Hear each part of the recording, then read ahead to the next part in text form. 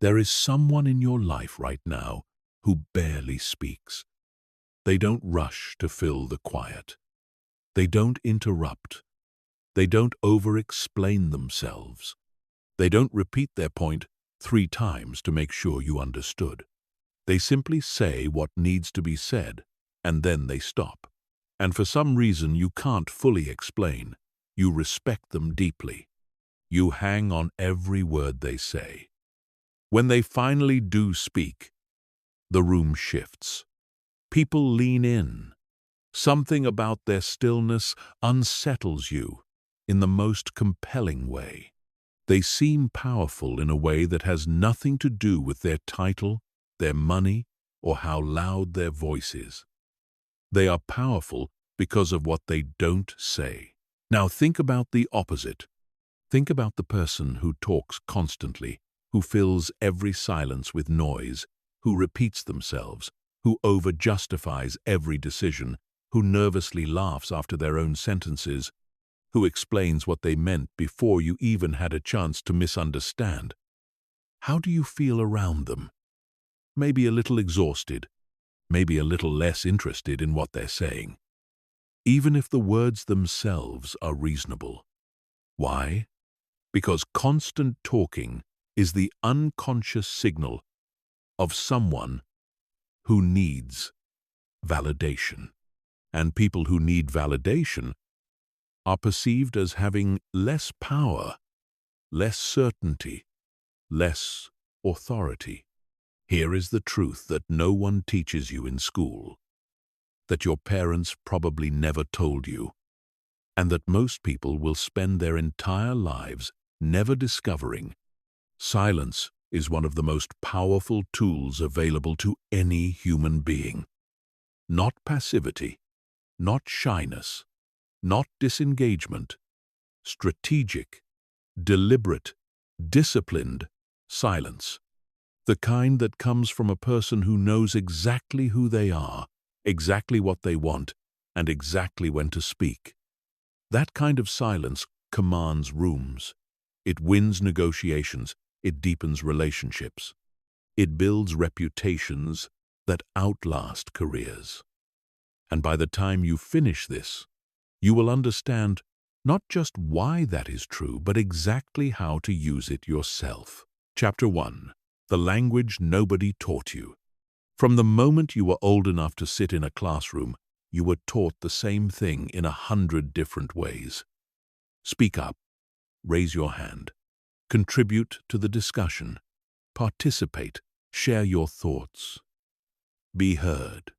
The entire educational system, the entire professional world, the entire social structure most of us grew up in, was built around one idea, that the people who speak the most are the people who matter the most.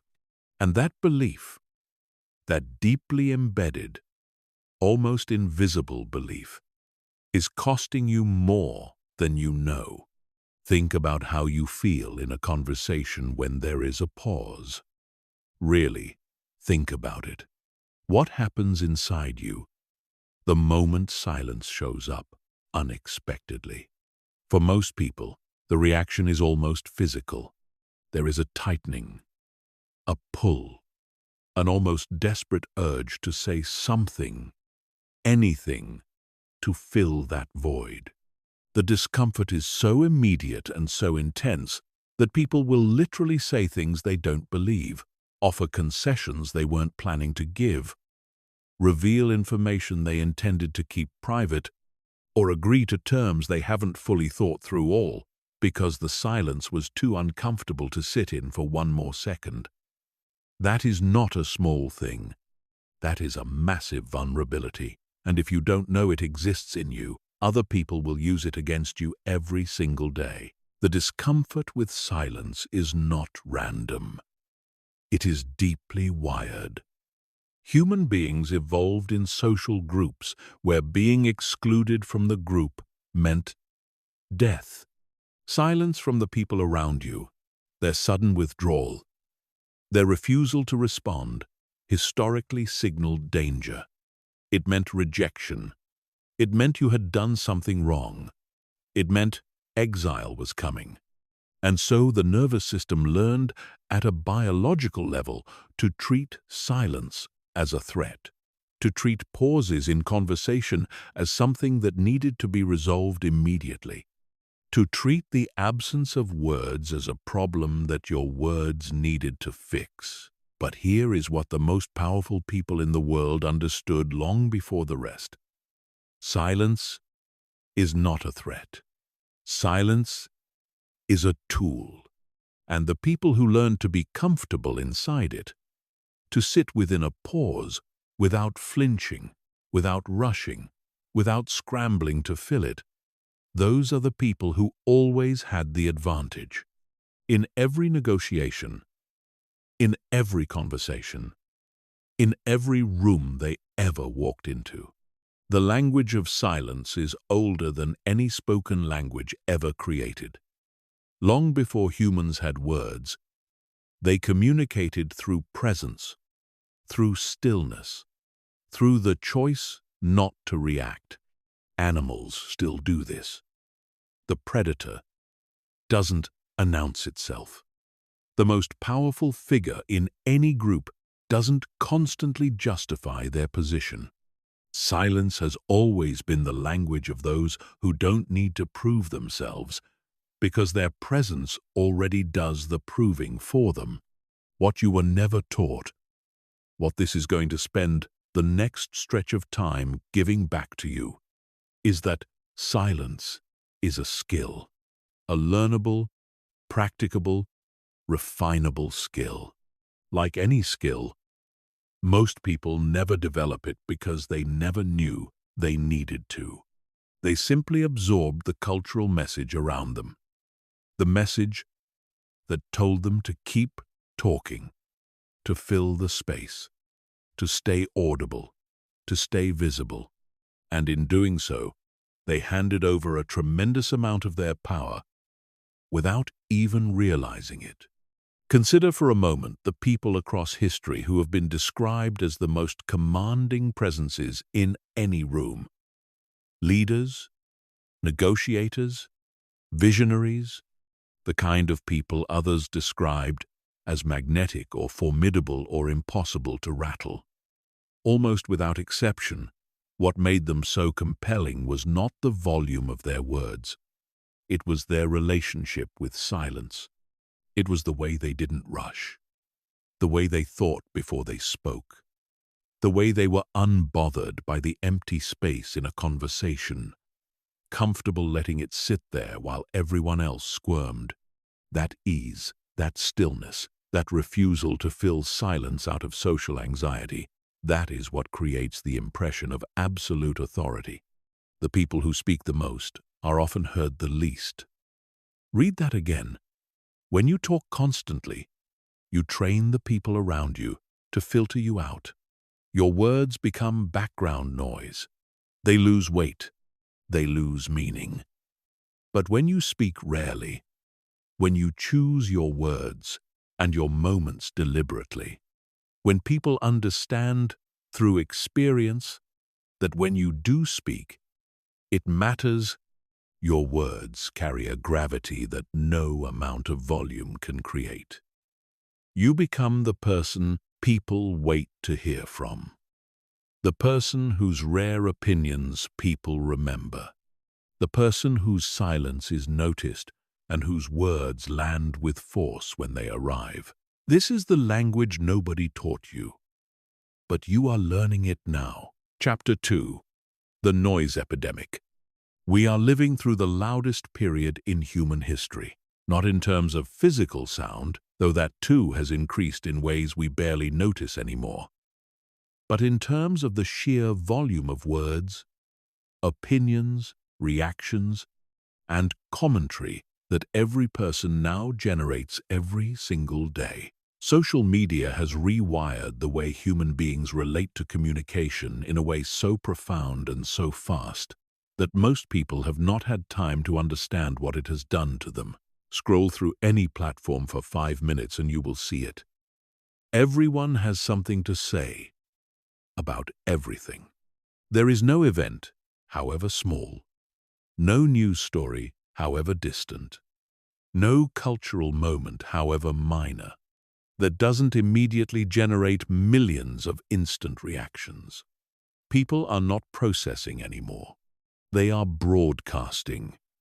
There is an entire generation of people who have grown up believing that every thought they have is worth sharing, that every reaction deserves an audience, that being seen and heard is a constant obligation rather than something earned through restraint and substance. And this noise, this relentless, exhausting, unfiltered flood of words and opinions and commentary has created something remarkable: scarcity. In a world where everyone is talking, silence has become extraordinarily rare. And like anything that becomes rare in a world of abundance, it has become extraordinarily valuable. Think about what it feels like now to encounter someone who doesn't immediately react. Someone who reads something and doesn't comment. Someone who hears something surprising and doesn't gasp and retell it to everyone they know. Someone who listens to an entire conversation before they offer a single thought. Someone who sits with their phone face down and makes eye contact. In today's world, that person feels almost startling. They feel different. They feel like they are operating at a different level than the people around them. And they are. Not because they are better human beings, but because they have preserved something that most people have surrendered.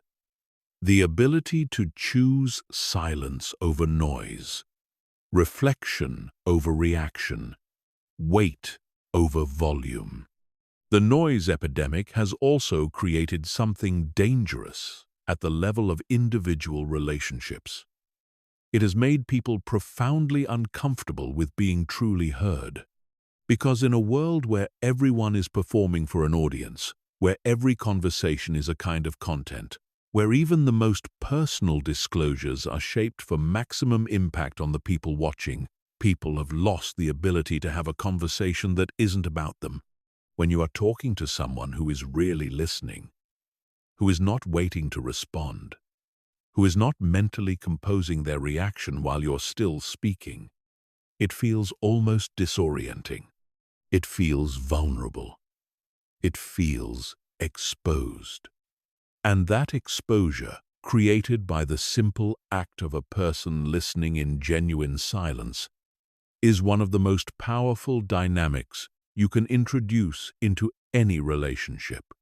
The noise epidemic has also done something more insidious to the way people perceive their own worth. Most people now equate being quiet with being invisible. They equate silence with having nothing to say.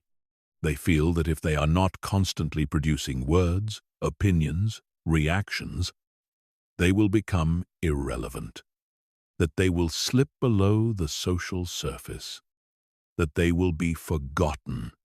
And so they keep talking. They keep posting. They keep reacting. Not because they have something meaningful to contribute, but because stopping feels like disappearing. But the people who understand silence understand the opposite. They know that restraint is not invisibility. They know that choosing not to react is not the same as having nothing to say. They know that the person who says less is almost always perceived as thinking more. And in an environment where the baseline is constant noise, the person who brings stillness to the room does not disappear. They stand out, dramatically, unmistakably. The person who stays silent when everyone else is reacting is the person that others look at and wonder about. What are they thinking? What do they know? Why aren't they nervous? What are they seeing that we're not?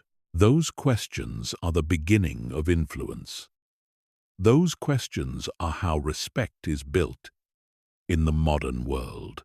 Not through dominating the conversation, but through being the person whose silence everyone in the room is aware of. There is another dimension to the noise epidemic that most people overlook entirely, and it is this: Constant talking is exhausting for the listener. It is cognitive labor to process what another person is saying. The more someone talks, the more effort the people around them have to expend to keep up. And at a certain point, the brain protects itself from that exhaustion by simply tuning out. You have felt this yourself. You have been in conversations with people who never stop talking, and somewhere around the 15-minute mark, you realize you are nodding but no longer listening. You have given up. Their words have become a kind of audio wallpaper, whereas the person who speaks briefly, who pauses, who lets silence do some of the work for them, that person is giving the listener's brain room to breathe, room to absorb, room to fill the silence with their own thoughts and responses. And that space, that gift of silence to the listener, is what makes communication feel effortless. What makes it feel like connection rather than performance. The most powerful communicators in history were not the most prolific talkers. They were the most precise ones. People who understood that a single sentence delivered into silence lands harder than an hour of continuous speech. The noise epidemic is real. It is everywhere. And in it, the rarest and most powerful thing you can offer anyone is the gift of your quiet. Chapter 3. What silence actually communicates. Most people think silence communicates nothing. They treat it as a blank, an empty space between meaningful things, a void to be filled as quickly as possible before someone else fills it for you. But silence communicates constantly.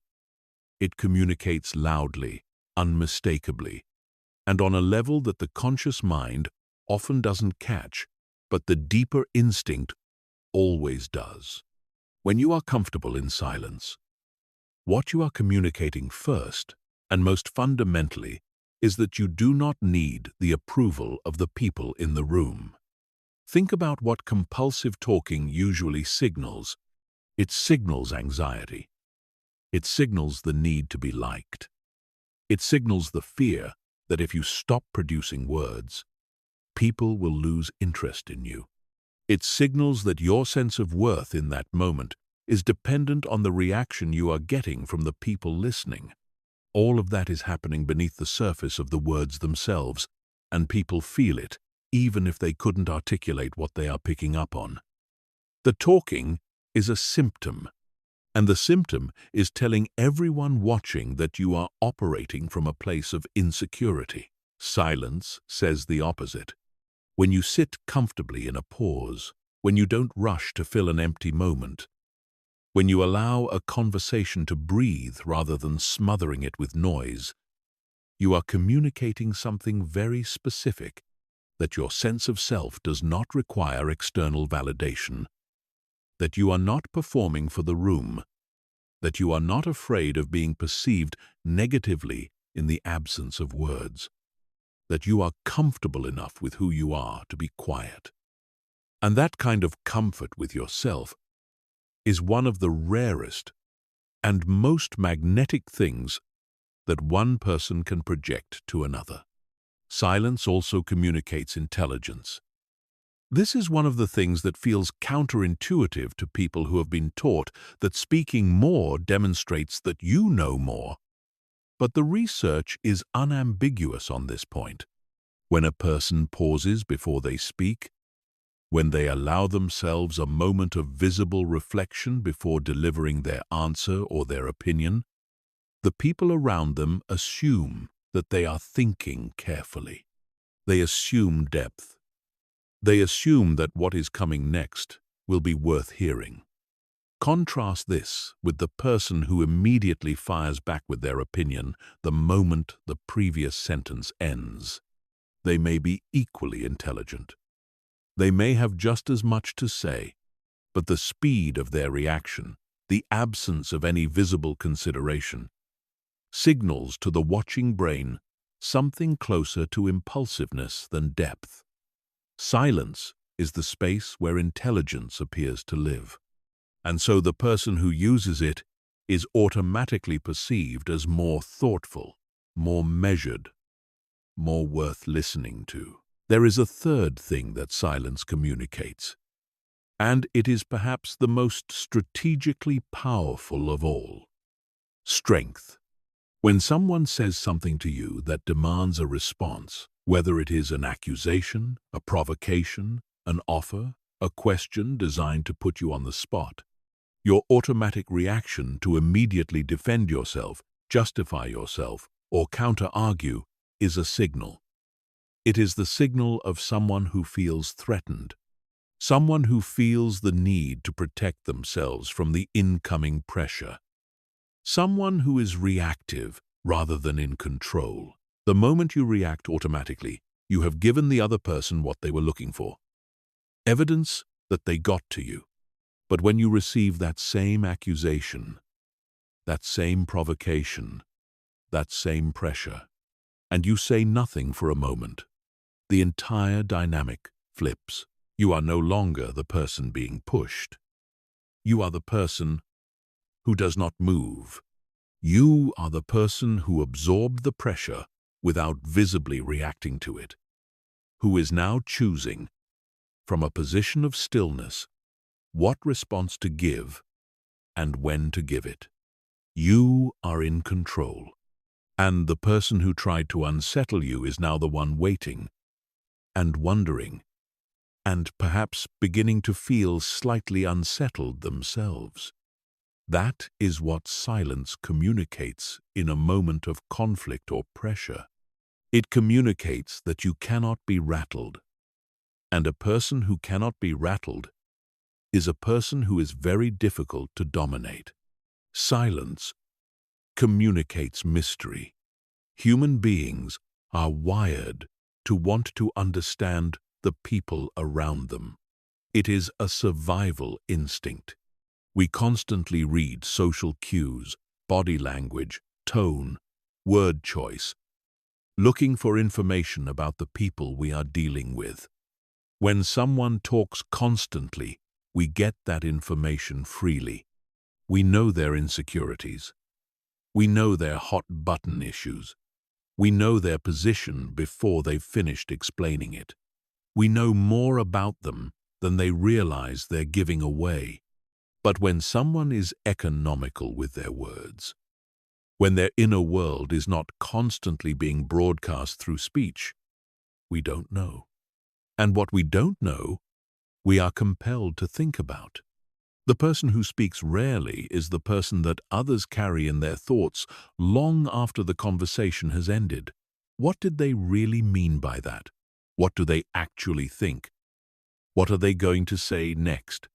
Mystery creates presence.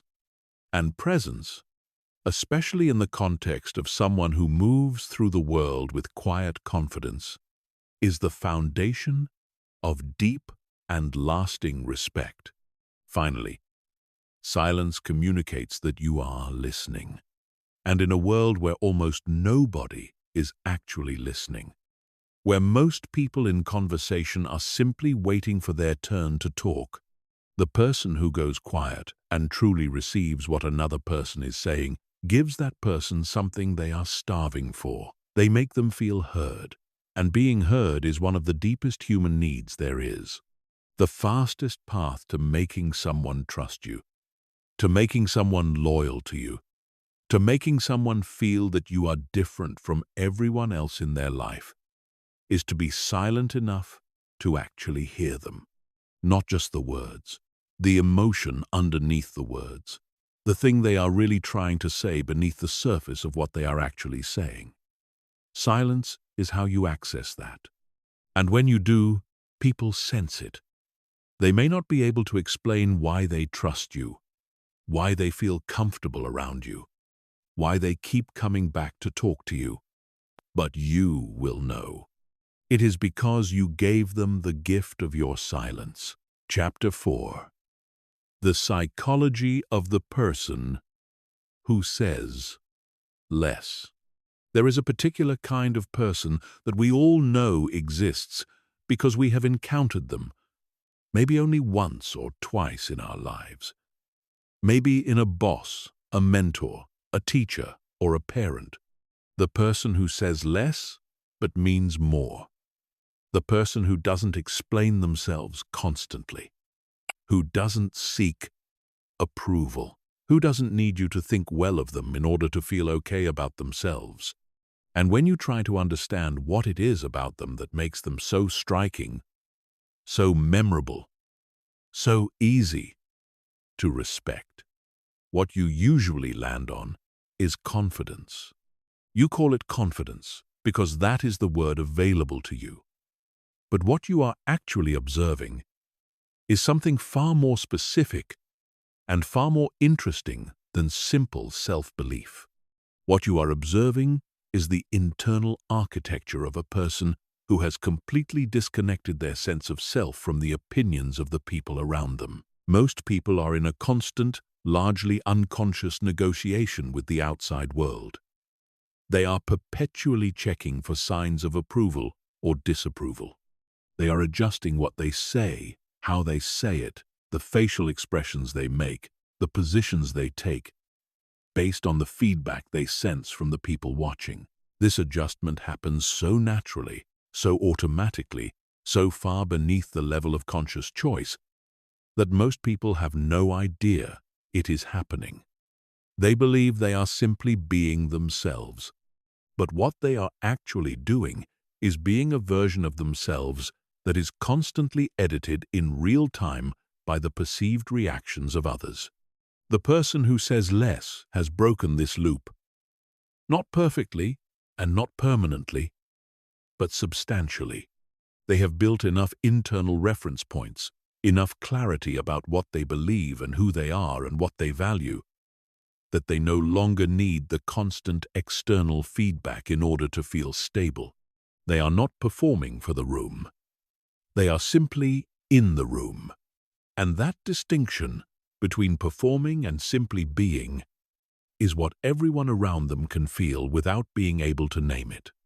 It is the difference between someone who is present and someone who is constantly managing the impression they are making. Psychologically, the person who says less has usually gone through a process of self-inquiry that most people never undertake. They have asked themselves the uncomfortable questions. What do I actually think, independent of what I am supposed to think? What do I genuinely believe, separate from what is acceptable to believe in the groups I belong to? What are my real values, as opposed to the values I have been taught to perform? This kind of self-examination is not easy. It requires a willingness to sit in discomfort, to tolerate the uncertainty of not immediately knowing what you think, to resist the impulse to reach for a ready-made opinion, and instead wait until a real one forms. But it is this process, this willingness to examine and choose rather than simply absorb and repeat, that produces a person with a genuine inner world.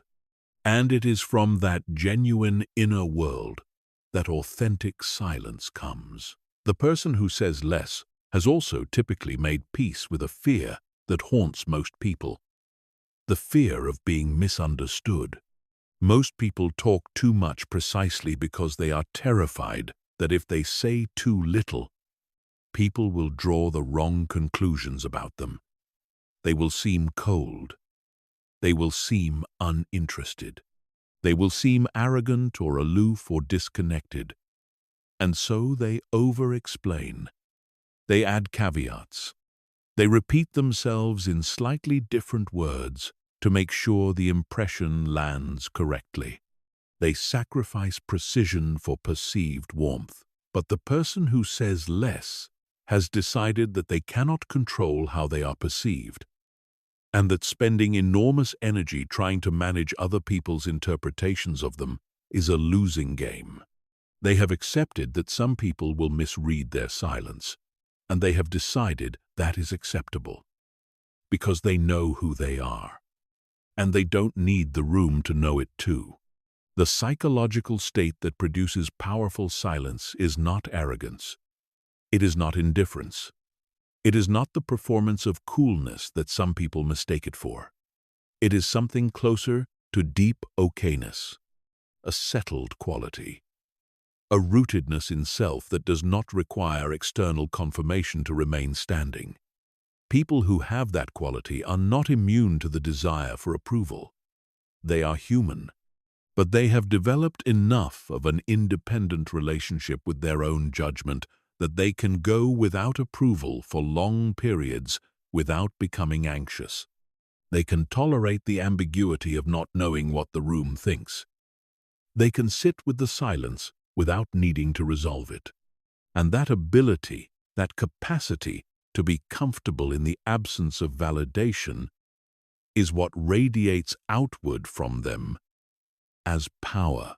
There is also a practical intelligence at work in the psychology of the person who says less. They understand, usually through observation and experience, that words are investments. Every sentence you speak is a commitment of your attention, your credibility, your energy, and your position. When you say something, you stake something. If it turns out to be wrong, you have to walk it back. If it is premature, you reveal where you stand before it is strategic to do so. If it is defensive, you signal that you feel threatened. If it is excessive, you dilute the impact of everything that came before it. The person who says less is not simply a quiet person. They are a strategic person. They have understood that in communication, as in everything else, scarcity creates value, and they have made their words scarce enough that each one lands with weight. The most respected people in any environment, whether that is a boardroom, a courtroom, a social group, a family, or a negotiating table, are almost never the people who spoke the most. They are the people whose words, when spoken, carried certainty, whose pauses before speaking were filled with the visible processing of real thought, whose restraint was read by everyone else as the signal of someone who knew things, saw things, and felt no compulsion to give those things away for free. That is the psychology of the person who says less. And it is a psychology that can be learned, practiced, and internalized by anyone willing to do the work of first becoming more comfortable in their own silence. Chapter 5. Silence in Negotiation. If there is one arena in human interaction where the power of silence is most immediately and measurably visible, it is negotiation. Not just the formal kind, the boardrooms, the salary conversations, the deal tables, though it is in those places that its effects become most concrete and most dramatic, but also the everyday negotiations that shape the texture of your life. The conversation with your landlord, the discussion with your partner about something important, the moment when someone makes you an offer and your next move will determine the outcome for months or years to come. In all of these moments, silence is not just useful. It is, in the hands of someone who truly understands it, the single most powerful card on the table. Here is why. Negotiation, at its core, is a game of information. The person who reveals more loses. The person who controls what information flows from them, when it flows, and in what form it is packaged, has the advantage. And there is no more effective way to reveal information than to talk. Every unnecessary word you speak in a negotiation is a transmission. It is telling the other party something about where you stand, how anxious you are, how much you need what they have, how flexible your real position is beneath the position you are presenting. They may not consciously catalogue all of it, but the skilled person across the table from you is absorbing all of it, and they will use it. The most common mistake people make in any negotiation is one that most people in the room will immediately recognize once it is named. They make an offer, and then they immediately start softening it. They state their price or their position, and then, before the other person has had a single second to respond, they add something. Well, there's some flexibility there. Or, obviously we can talk about it. Or, I know it sounds like a lot, but when you consider what it includes, right? All of that, every single syllable of it, is a signal that you don't fully believe in your own offer. It is a signal that you are already anxious about the other person's reaction. It is a signal that you are prepared to move before they have given you a single reason to move. And the person across the table hears all of that, not in what you said, but in the fact that you couldn't stop talking. The alternative is to make your offer, or state your position, and then go completely silent. Not hostile silent, not awkward silent, just still, calm, present. You hold their gaze. You breathe normally. You do nothing that signals anxiety. You simply wait. And what happens in that silence is extraordinary. The other person now has to do something. They have to respond. They were prepared for you to justify yourself, to elaborate, to give them ammunition. They were ready to push back against a nervous explanation. But you gave them nothing to push against. You gave them a number and a pause. And into that pause, their own psychology begins to work against them. They start to wonder, is this really their real position? They didn't explain it, which means they must be confident in it. If they were willing to move, they would have indicated it, right? They seem comfortable. They're not nervous. Maybe I am the one who should be reconsidering. The silence that you are holding is doing all of that work for you. The pressure that they feel in that silence is not something you created through aggression or manipulation. It is something their own discomfort with silence is creating inside them. And that discomfort will push them to speak, to offer something, to start moving in your direction, all because you had the discipline to stop talking. This principle has been understood by skilled negotiators for as long as negotiation has existed. When you state your terms and fall silent, you hand the pressure to the other side. You are no longer the one justifying, explaining, or defending. You are the one waiting. And waiting is a position of control. The person who waits dictates the tempo of the conversation. They decide, through their patience, how long the pressure builds before it finds a release valve. And the longer the pressure builds in someone else, the more likely they are to release it in a way that benefits you. Silence is also the correct response to an offer that surprises or insults you.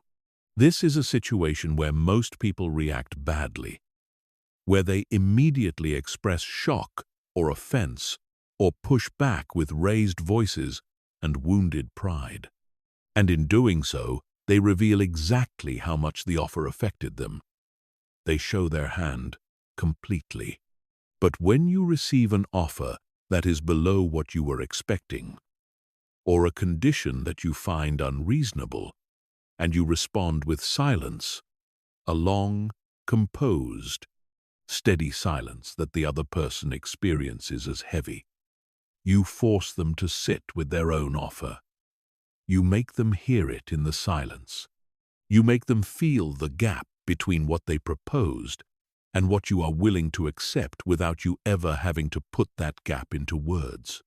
Many times, people have literally improved their own offer in the silence that follows an unreasonable one, without the other party saying a single word, simply because the silence was so clearly communicating that something was wrong. The strategic use of silence in negotiation also extends to the information gathering phase. When you ask someone a question in a negotiation and they give you their answer, your instinct will be to immediately respond with your next question or your own perspective. Resist that instinct. Let the silence sit after their answer. What happens more often than most people expect is that the other person, feeling the silence, begins to fill it with additional information. Information they had not planned to share. Elaborations that reveal their real priorities. Admissions of constraints or pressures that you can use. The silence after their answer pulls more out of them than any follow-up question could, because the question puts them on alert, gives them a moment to calibrate what they want to say next, and lets them choose what to reveal. But the silence doesn't give them that chance. It just sits there, pulling. There is also the question of what you do when you are the one being pressured into silence. When the other person uses the same technique on you, this is where most people fail.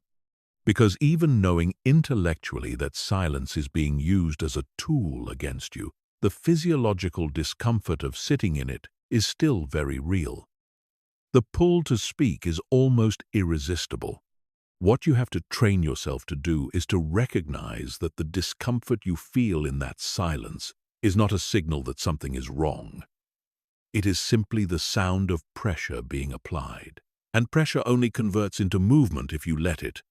If you can train yourself to absorb silence without flinching, without filling it, without doing anything that signals that you felt it at all, you become essentially immovable in any negotiation. You become the person who cannot be pressured through patience, who cannot be shaken by a pause, who will simply sit there in perfect composure until the other side runs out of silence to throw at you.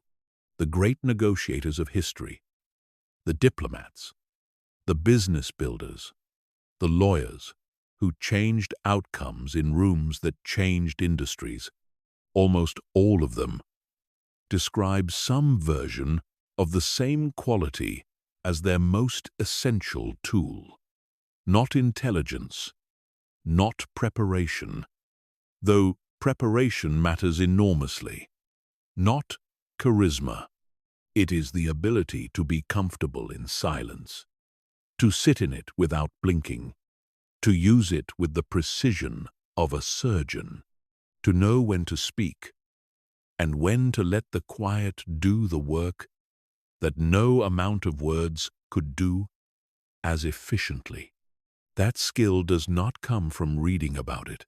It comes from practicing it, from choosing, in small moments and in large ones, to hold back just a little longer than feels comfortable, to wait just one beat beyond the point where every instinct is telling you to speak, and then one beat more, and then another, until what once felt unbearable begins to feel natural, until silence stops being the thing you're surviving and becomes the thing you're wielding.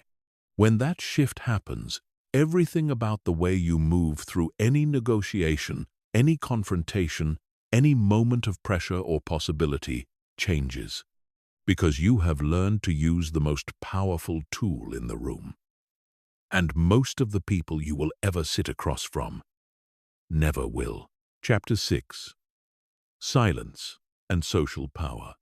Every social environment has a hierarchy. Not always a formal one. Not always one that anyone would acknowledge if you asked them directly. But it is there, operating beneath every group conversation, every dinner party, every meeting, every gathering of human beings who have spent more than 5 minutes in the same room together. And if you pay close attention, If you study the dynamics rather than simply participate in them, you will notice something consistent and striking. The people who hold the most social power in any group are almost never the ones talking the most. This goes against everything most people intuitively believe about social dynamics. The common assumption is that the person who dominates the conversation is the person who dominates the room. That visibility equals power. That the person who is most vocal, most entertaining, most constantly present in the conversational foreground is the person everyone else is oriented toward. But this assumption confuses performance with power. And those are two very different things. Performance is the act of filling space. It is noise. It is the need to be seen, heard, evaluated, and approved of. It draws attention in the same way a flame draws attention brightly, briefly, and without much lasting impression. Power is different. Power is the quality of making the room orient toward you without asking it to. It is the gravitational force that pulls attention rather than demanding it. And nothing creates that gravitational force more reliably or more endurably than the deliberate, unhurried, completely unbothered use of silence. Think about the last time you were in a group setting where someone said very little. If they were shy or uncomfortable, their silence probably produced a low-level anxiety in the group, an impulse to draw them out, to make them feel included. That is the silence of discomfort. And it produces a different kind of social gravity, the kind that makes others feel responsible for you. But if the person who said very little was clearly not uncomfortable, if they were relaxed, present, observant, smiling when they chose to, speaking rarely but with precision and weight when they did, they produced a completely different response from the group. People glanced at them. People wondered what they were thinking. When they finally spoke, the room shifted. Their words had weight because of their rarity. Their presence was magnetic precisely because it demanded nothing from anyone. That is social power. And it is built almost entirely on the foundation of silence and restraint. There is a specific pattern that plays out in groups that is worth understanding in detail. In almost every group setting, a small number of people talk constantly. They generate most of the noise. They fill every pause. They respond to every cue. They work hard, often unconsciously, to stay at the center of conversational attention. Around them, a slightly larger group participates, intermittently contributing when directly invited, agreeing when it seems safe to agree, avoiding the risk of saying something that draws negative attention. And then, in almost every group, there is at least one person who speaks seldom and is watched carefully. That last person is not necessarily the most successful person in the room. They are not necessarily the most experienced or the most intelligent. What they have is a relationship with silence that signals to every primitive, social reading part of every other person's brain that this is someone who doesn't need anything from this room. Someone who is here on their own terms. Someone who has evaluated the conversation and decided whether or not to engage based entirely on their own judgment rather than social pressure. And that combination, the absence of need, the presence of judgment, the ease of restraint, is the precise combination that generates social authority. The person who speaks the least in the room is often the person whose words are most anticipated. There is a psychological principle at work here. When someone contributes frequently, constantly, at every opening, their contributions become expected. They become the baseline. The room adapts to them. and begins to filter them. But when someone speaks rarely, when each contribution is clearly chosen rather than reflexively produced, the room begins to anticipate the next time that person will speak. Their silence builds expectation, and when the expectation is finally met, the impact is disproportionate to what was actually said. The words land harder not because they are better words, but because they were rationed. There is another dimension to silence and social power that most people overlook, which is the power of observation. The person who talks constantly is not watching the room. They cannot be. They are too busy managing their own performance, tracking how their words are landing, monitoring for approval or disapproval, thinking about what to say next. They are essentially performing with their eyes partially closed. But the person who is comfortable being silent is watching everything. They see who agrees with whom before the words come. They see who looks away when a topic is introduced. They see the subtle power dynamics between the people who are performing for each other.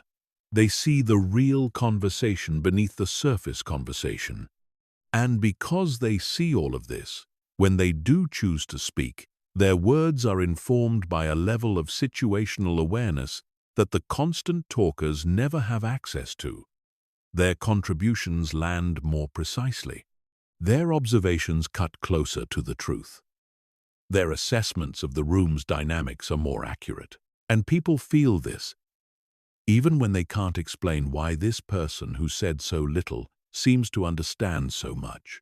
Building social power through silence is not about being cold, distant, or withholding. The most socially powerful people are often deeply warm when they do engage. They are genuinely interested in the people around them. They ask questions when they ask them. And those questions reveal real curiosity. They listen with full attention when someone speaks to them directly, giving that person the rare experience of being truly heard. They are not absent from the room. They are fully present in it. The difference is that their presence is chosen rather than performed. Their engagement is genuine rather than compulsive. And their silence is not the silence of having nothing to offer, but the silence of someone who has a great deal to offer and has decided that timing and context matter. In every social environment you move through, your workplace, your friendships, your family, your community, the path to real, lasting social power runs through restraint, through the discipline of speaking less than you want to, through the practice of letting your silence build weight, and your words spend that weight wisely, through the choice to be the person who is watched rather than the person who watches themselves performing. That choice, made consistently over time, shapes the way every room you enter responds to you. It shapes your reputation. It shapes the way people describe you when you are not present. And it shapes, more powerfully than almost anything else you can do, how you are valued. Chapter 7. Silence in Conflict. Conflict is the ultimate test of silence. It is the moment when every instinct you have will fight against restraint, when everything in you will want to respond, to counter, to defend, to explain, to correct, to win. The emotional activation that comes with conflict, the adrenaline, the tightening in the chest, the heat behind the eyes, the surge of words pressing against the inside of your mouth demanding release, is one of the most powerful forces a human being can experience. And it is precisely in that moment, when the pressure is at its absolute peak, that silence is at its most powerful and most difficult. Most people have no strategy for conflict. They react. Something is said that triggers them, and they respond from that trigger immediately, automatically, without a moment of deliberate thought between the stimulus and the response. And in doing so, they hand the other person the most important information available in any conflict.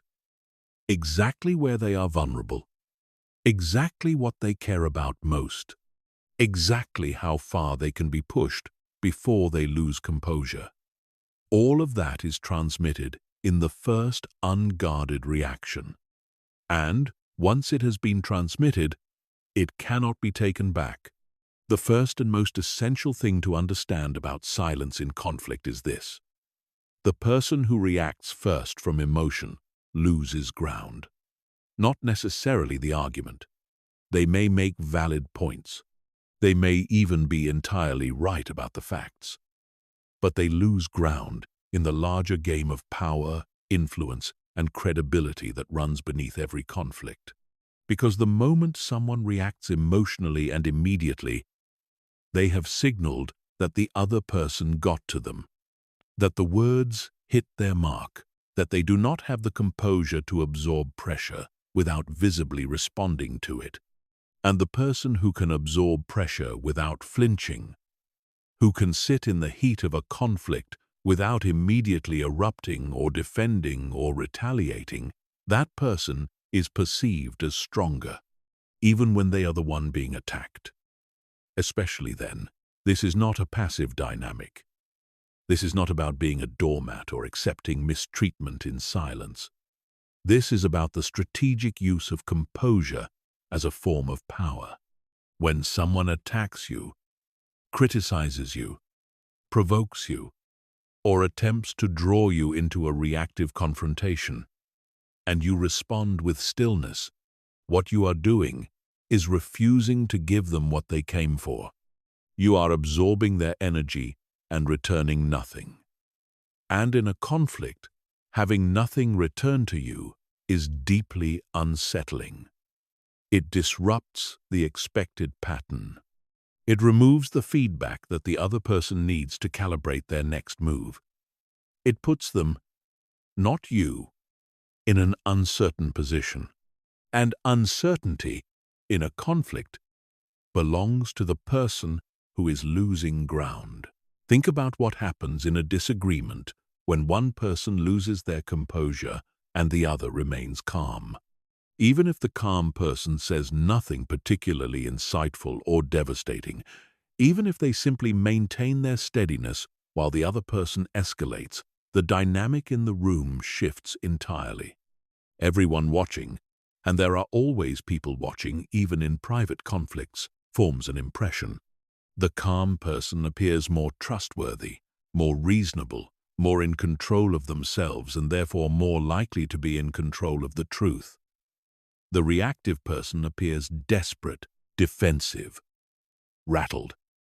Even if their arguments are stronger, their presentation undermines them. The calm person doesn't have to win the argument. Their silence and composure win it for them. There is a specific technique worth understanding that is used by the most skilled people in high conflict situations, whether those situations are personal arguments, professional confrontations, or the kind of sustained interpersonal friction that builds over time in close relationships. The technique is the deliberate pause. When something is said that demands a response, the instinct is to respond in real time, in the heat of the moment, while the emotion is still running high. The skilled person instead pauses, a real, visible, unhurried pause. Not a dramatic performance of thinking, but a genuine moment of stillness in which they choose how to respond rather than simply reacting. That pause does several things simultaneously. It allows their own emotional activation to begin settling, which means their eventual response will be clearer and more precise. It signals to the other person that they are not rattled, and it places the person who just said the attacking or provoking thing in an uncertain position. They threw their best shot, and the silence that came back didn't tell them whether it landed. The pause is not weakness. It is the opposite of weakness. It is the visible demonstration that you are in control of yourself and therefore in a much better position to control the outcome of the exchange.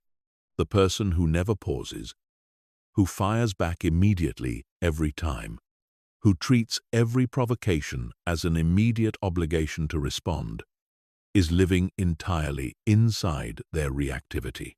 They have no gap between stimulus and response, and without that gap, they have no choice, no strategy, and no power. They are simply being pulled along by whatever emotional current the other person creates. Silence in conflict also serves a function that very few people ever deliberately use.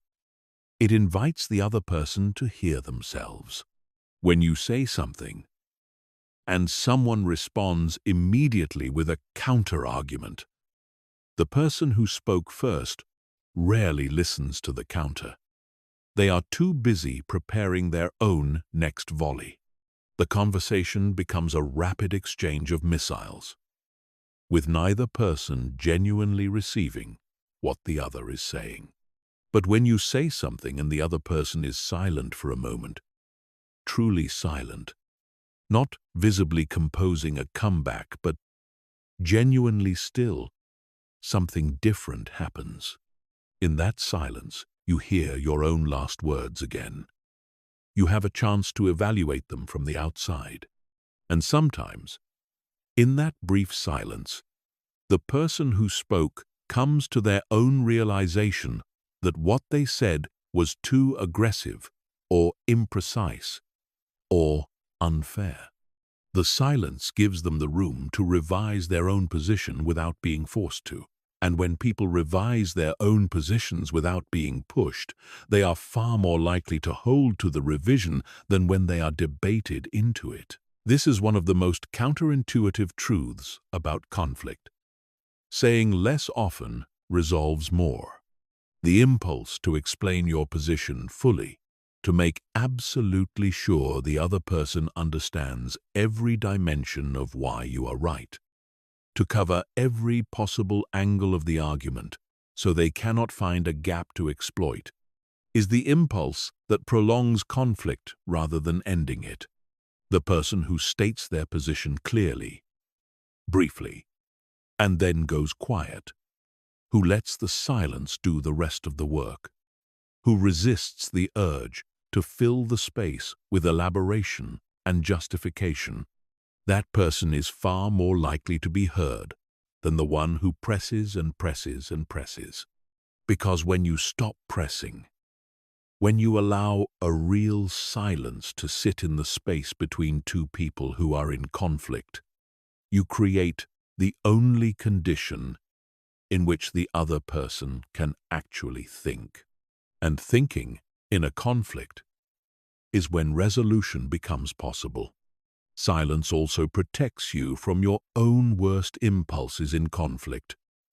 Everyone has said something in the heat of an argument that they wished they had not said. Words that were technically true but delivered with such precision toward the other person's most vulnerable point that the truth of them was entirely beside the point. Words that came from the most reactive, least considered part of them. Words that, once said, could not be unsaid. That changed the temperature of a relationship permanently, even after the specific argument had long been forgotten. The silence that prevents those words from being spoken is not cowardice. It is the highest form of self-discipline available in a conflict. It is the choice to protect not just the relationship, but your own integrity. Because the words you choose not to say in a moment of anger are often the words that define you most accurately to the people who matter most. Chapter 8. The Art of Listening as Power. There is a story that gets told about the world's great conversationalists, the people who were historically known for their extraordinary ability to enchant, to captivate, to make people feel deeply connected after even a brief encounter. And The story is always some variation of the same thing. They were remarkable because they were so interested in you. Not because of anything they said, not because they were witty or brilliant or eloquent, though they may have been all of those things, but because of how completely and undividedly they listened.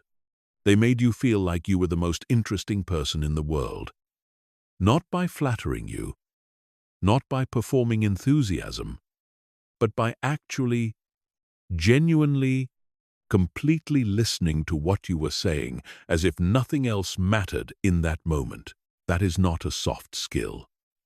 That is one of the most powerful social tools that has ever existed, and it is built entirely on silence. Most people do not listen. They wait. There is a profound difference between those two things, and if you take nothing else from this entire discussion, take that distinction and sit with it for a long time, because it will change the quality of every meaningful relationship you have. When most people are in a conversation and the other person is speaking, what is actually happening in their head is not receiving.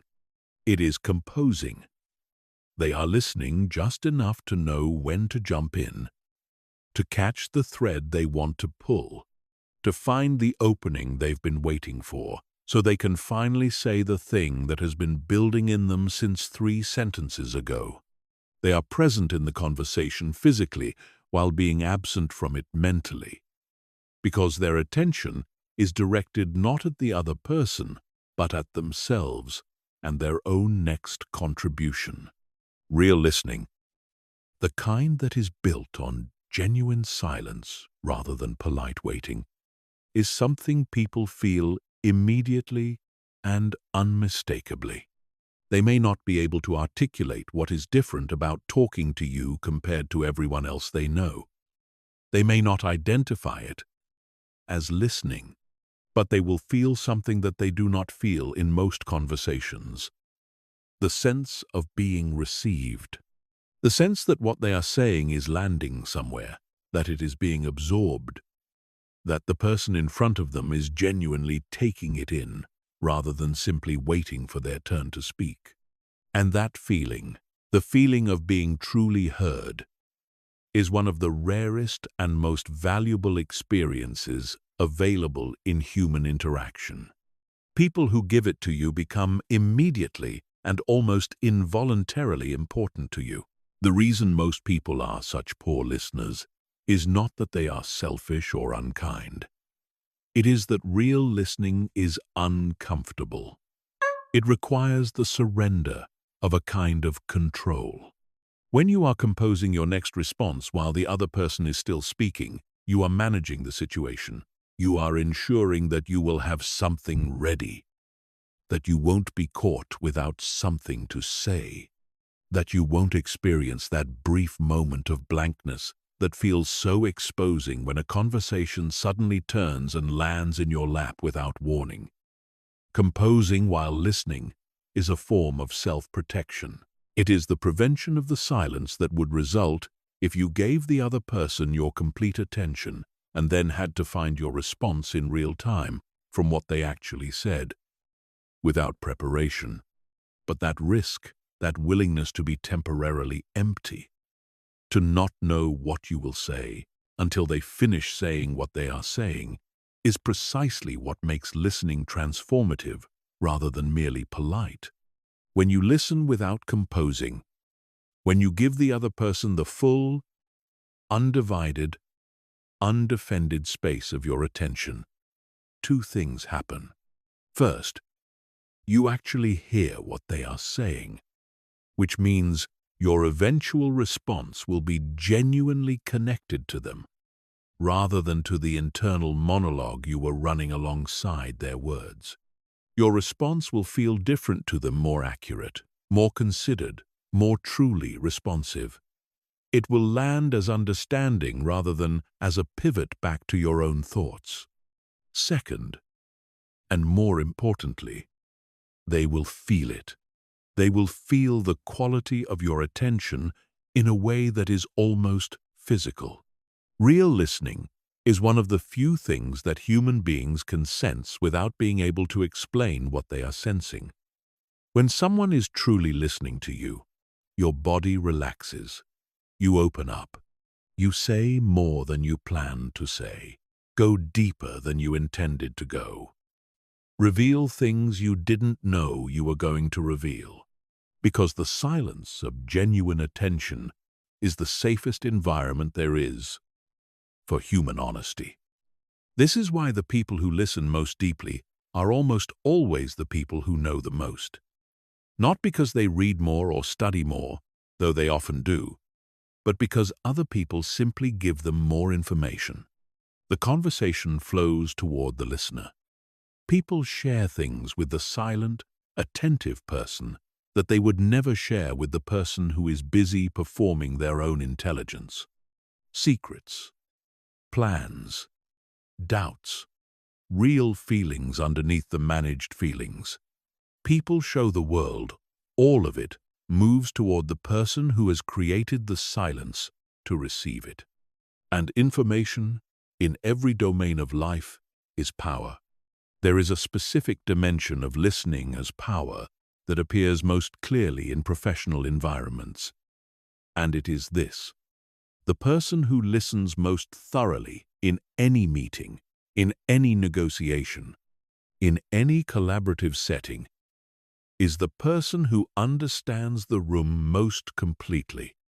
They know what each person in that room actually wants, as opposed to what they are officially asking for.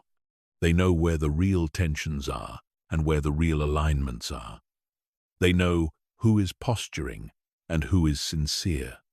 They know what the group is moving toward before the group has decided it consciously. All of this comes from listening.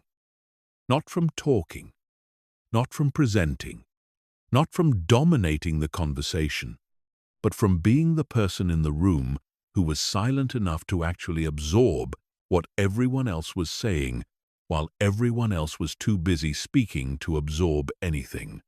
And when that person finally speaks, when the listener, who has been quiet and attentive and absorbing, finally chooses to contribute, what they offer is informed by a level of understanding that the people who were talking the whole time cannot match. They synthesize. They name the thing that everyone was moving around but no one had directly addressed. They offer the observation that reframes the conversation in a way that couldn't have happened without the silence that preceded it. And the room feels it. People turn toward them. The quality of attention in the room changes, because suddenly there is a contribution that was clearly earned by listening, and everyone knows it, and everyone respects it in a way that no amount of continuous talking ever could have produced. The practice of listening as power is not complicated to understand, but it is demanding to execute. It requires the discipline to resist your own impulse to speak. It requires the willingness to tolerate the temporary discomfort of not knowing what you will say next. It requires enough security in yourself that you don't need to be talking in order to feel present and relevant in a conversation. It requires, in other words, the same foundation of inner stability that all-powerful silence requires. But the return on that investment is extraordinary. The people in your life who feel most heard by you will become your most loyal allies. The colleagues who feel most understood by you will be the ones who seek your input and support yours.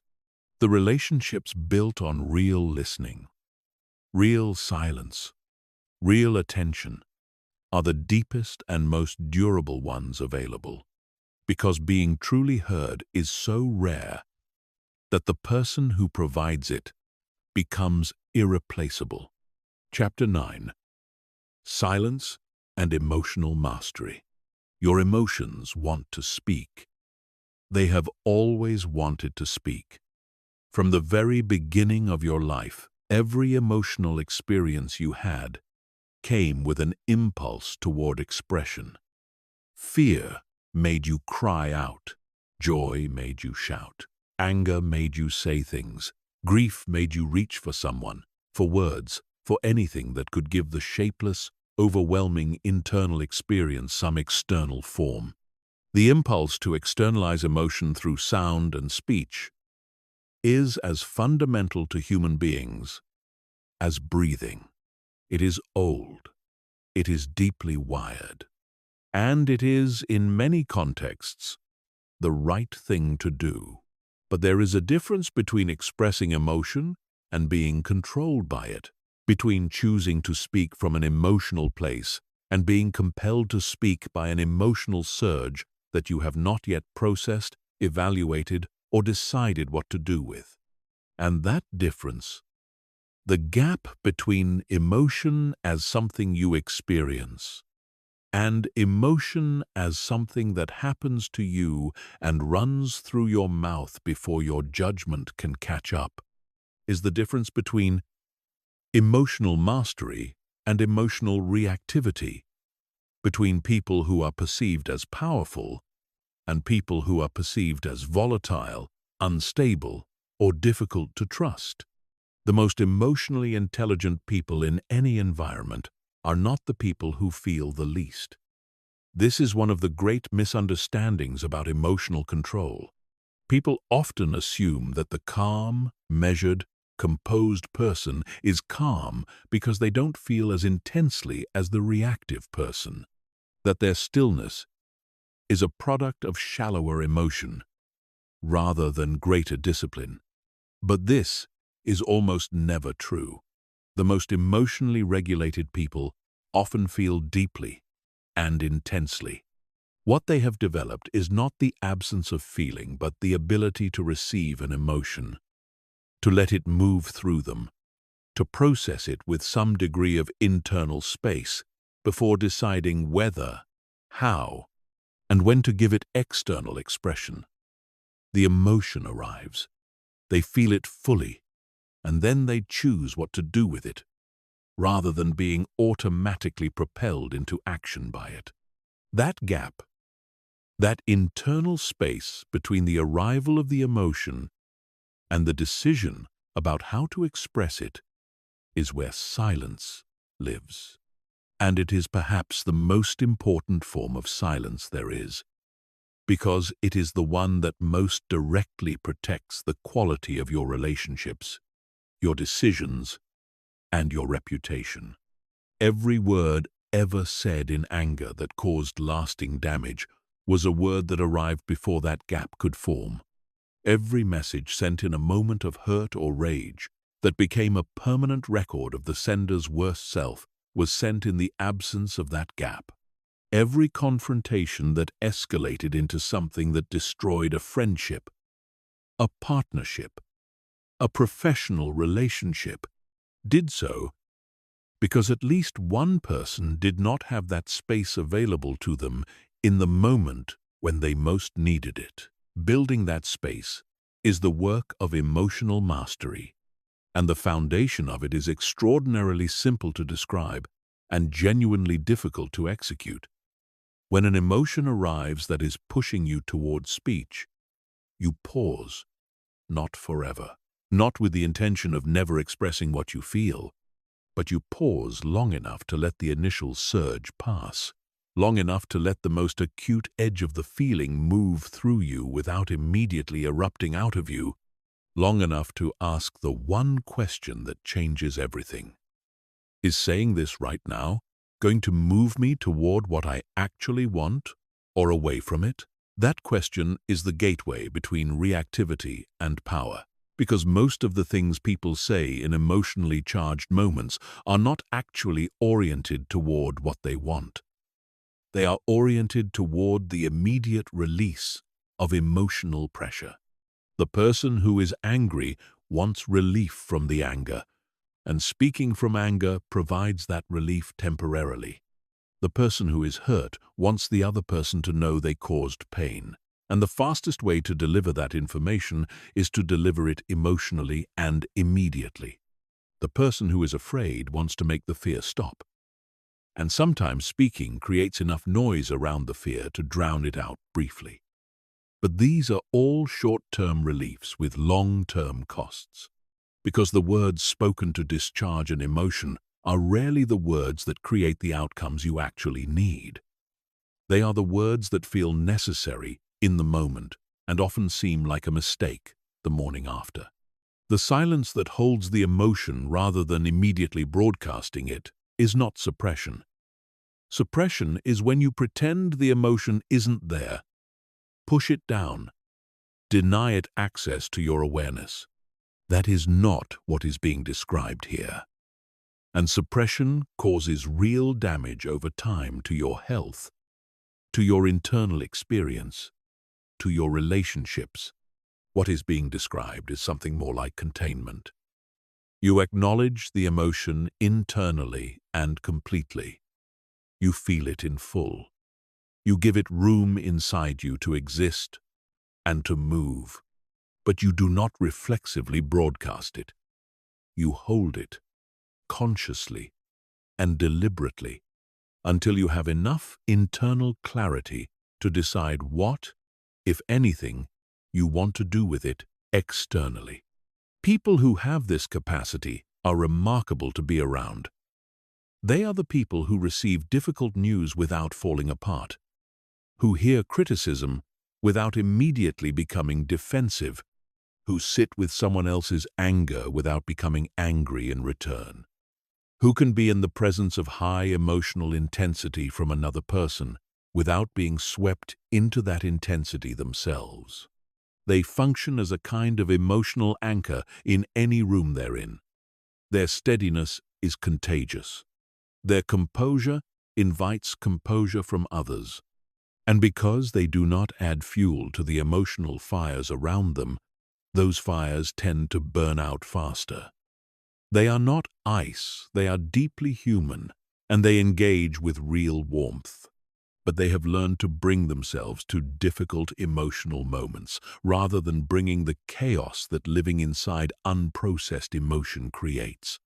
This kind of emotional mastery changes everything about how you are perceived, not just in moments of conflict or pressure, but in daily life.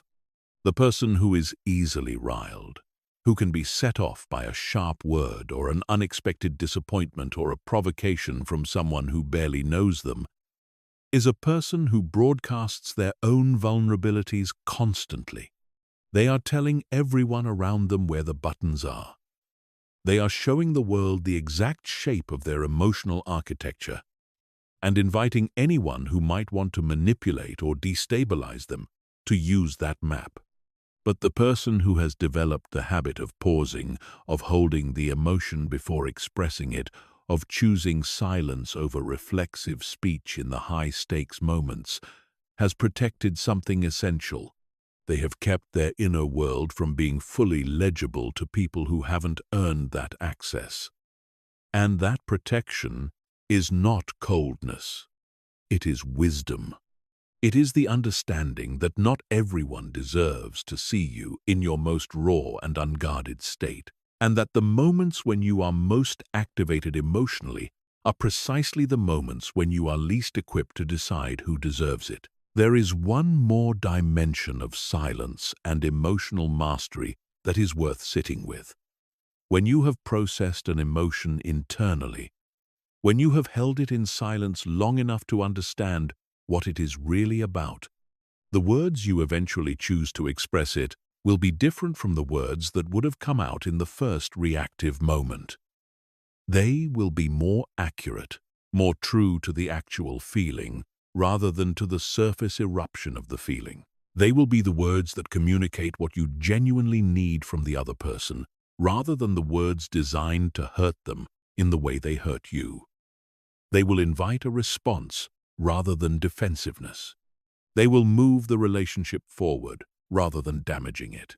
And the silence that produced them, the internal space in which you found those better words, will have done more for your emotional life, your relationships, and your reputation than any amount of unfiltered expression ever could. Chapter 10. Silence In leadership, leadership is widely misunderstood.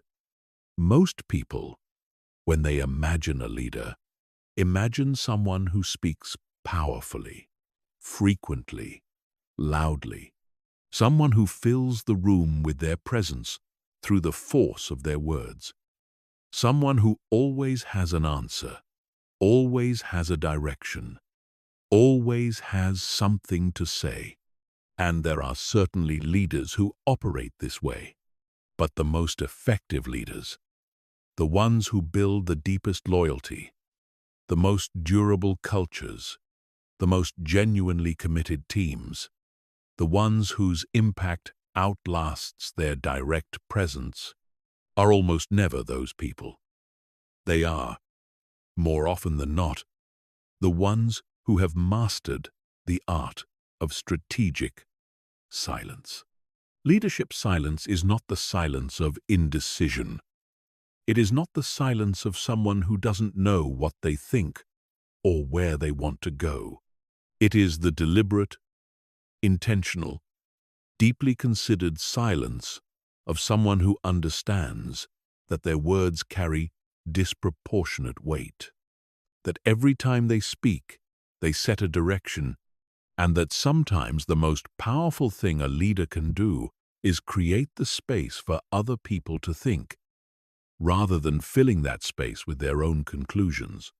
One of the most damaging things a leader can do to their team is to always be the first person to speak.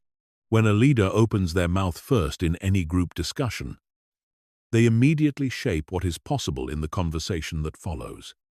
Everyone in the room knows where the boss stands. And because people are social creatures who are strongly oriented toward approval from authority, the range of opinions that will be genuinely and honestly offered narrows dramatically the moment the leader has made their position known. People start managing their contributions toward what the leader clearly wants to hear, rather than toward what they actually believe. The diversity of thought that is often the team's greatest asset disappears, and the leader, who thinks they are contributing to the discussion, is actually collapsing it. The leader who speaks last, or who speaks rarely and with evident deliberation, creates an entirely different environment. When people in the room know that the person at the top is listening rather than directing, that their thoughts will genuinely land somewhere and be considered rather than being immediately assessed against a predetermined conclusion, they speak more honestly. They take more intellectual risks. They share the observations and doubts and ideas that they would suppress if they knew the leader had already made up their mind. And the leader, by having been silent, now has access to the full range of thinking in the room, rather than the performance of agreement. That information is infinitely more valuable than whatever they would have said if they had spoken first. There is a related principle here that the best leaders understand instinctively. The more certain you appear, the less honest feedback you will receive. When a leader projects absolute confidence and decisiveness at all times, when they never show any visible uncertainty or openness to revision, people around them stop offering the information that might require the leader to revise anything. Because people read certainty as closed. They read it as, there is no point in challenging this, the decision is made. And so the certain-seeming leader operates in an information environment that is progressively impoverished because the signals they are sending tell the people around them to only bring information that confirms what the leader already believes. The leader who uses silence, who creates genuine space by not immediately and forcefully filling every gap with their own assessment, receives more honest, more complete, more useful information from the people they lead. And better information produces better decisions, which is ultimately what leadership is for. Leadership silence also manifests in the choice of when not to intervene. Most people in positions of authority struggle enormously with this. There is a pull, when you have the power to direct and the responsibility for outcomes, to stay visible and active and constantly present in the decision-making process, to make it clear that you are engaged, that you are on top of things, that nothing significant is happening without your knowledge and input. And this pull in excess produces micromanagement. It produces teams that cannot function without their leaders' constant input because they have been trained, through constant intervention, to never trust their own judgment. The leader who has intervened in everything has inadvertently taught the people around them that their instincts cannot be trusted, that decisions require approval, that action requires permission, and in doing so, they have created a dependency that limits the team, constrains the organization, and ultimately limits the leader themselves. The silence of deliberate non-intervention, the choice to step back and let capable people execute without constantly checking, correcting, and directing, is one of the highest expressions of leadership trust. It communicates something that no speech can communicate as effectively. I believe in you. I have assessed your capability, and I am confident enough in what I see to get out of the way and let you do what you do. That communication, delivered through the silence of restraint rather than the noise of constant involvement, does more for team confidence, autonomy, and performance than virtually any motivational speech a leader could give. Because it is not telling people they are capable, it is demonstrating the belief by acting on it. Silence in leadership is also the greatest tool available for managing the credibility of speech. Every leader faces a version of this challenge. The more you talk, the less each thing you say matters. When a leader speaks constantly, when they fill every meeting with their thoughts, when their voice is the dominant sound in every room they occupy, their words become the expected weather of the organization. People adapt. They learn to operate around it. They hear the leader's voice the way city dwellers hear the ambient sound of traffic, always present, rarely registered. But when a leader is genuinely selective with their words, when they listen more than they speak, when they allow silence to build weight before they choose to break it, their words become events. People notice when the quiet person speaks. They lean in. They remember what was said. And the rare opinion carries more organizational influence than an avalanche of constant commentary ever could. True leadership presence, the kind that people feel in a room before a leader has said a word, is built from exactly this: the composure, the unhurried quality, the evident comfort with silence. The sense that this person is not performing for the room but simply occupying it with a level of settled authority that has nothing to do with the volume of their voice. That kind of presence is earned over years of consistent behavior, of choosing to listen rather than lecture, of allowing silence to do what silence does best when a leader has the discipline to deploy it. Create the space in which other people grow, think, trust, and rise. That is what silence builds in leadership. Not just respect, not just credibility, but the conditions for everything a leader ultimately needs.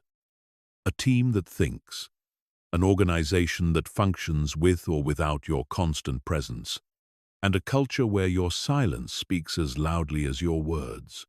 Chapter 11. Silence and reputation. Reputation is the most valuable asset most people have, and the one they think least carefully about building. They assume it is the automatic byproduct of their actions, that if they do good work, treat people well, and show up consistently, the reputation will form itself and take care of itself, and accurately reflect who they are. And while those things matter enormously, they are only part of the picture.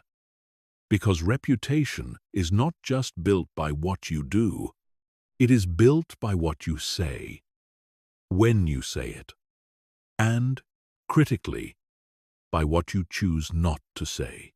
The people who understand that last point, who have genuinely internalized the relationship between restraint and lasting reputation, are the people whose names carry weight long after the specific things they did have faded from anyone's memory. Think about the people in your life whose reputation is one of the things you would most want for yourself. The people who are described with words like trustworthy, substantial, credible, solid, someone whose opinion matters. Now think about whether those people are known for talking constantly, whether their reputation was built on volume, on always having something to say, on filling every room with their perspective and commentary. Almost certainly not.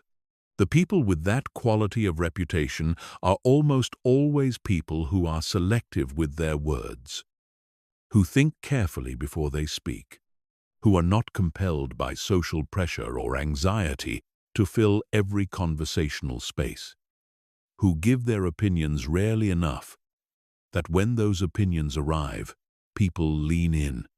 There is a mechanism at work here that is worth understanding precisely. Every time you speak, you create information about yourself.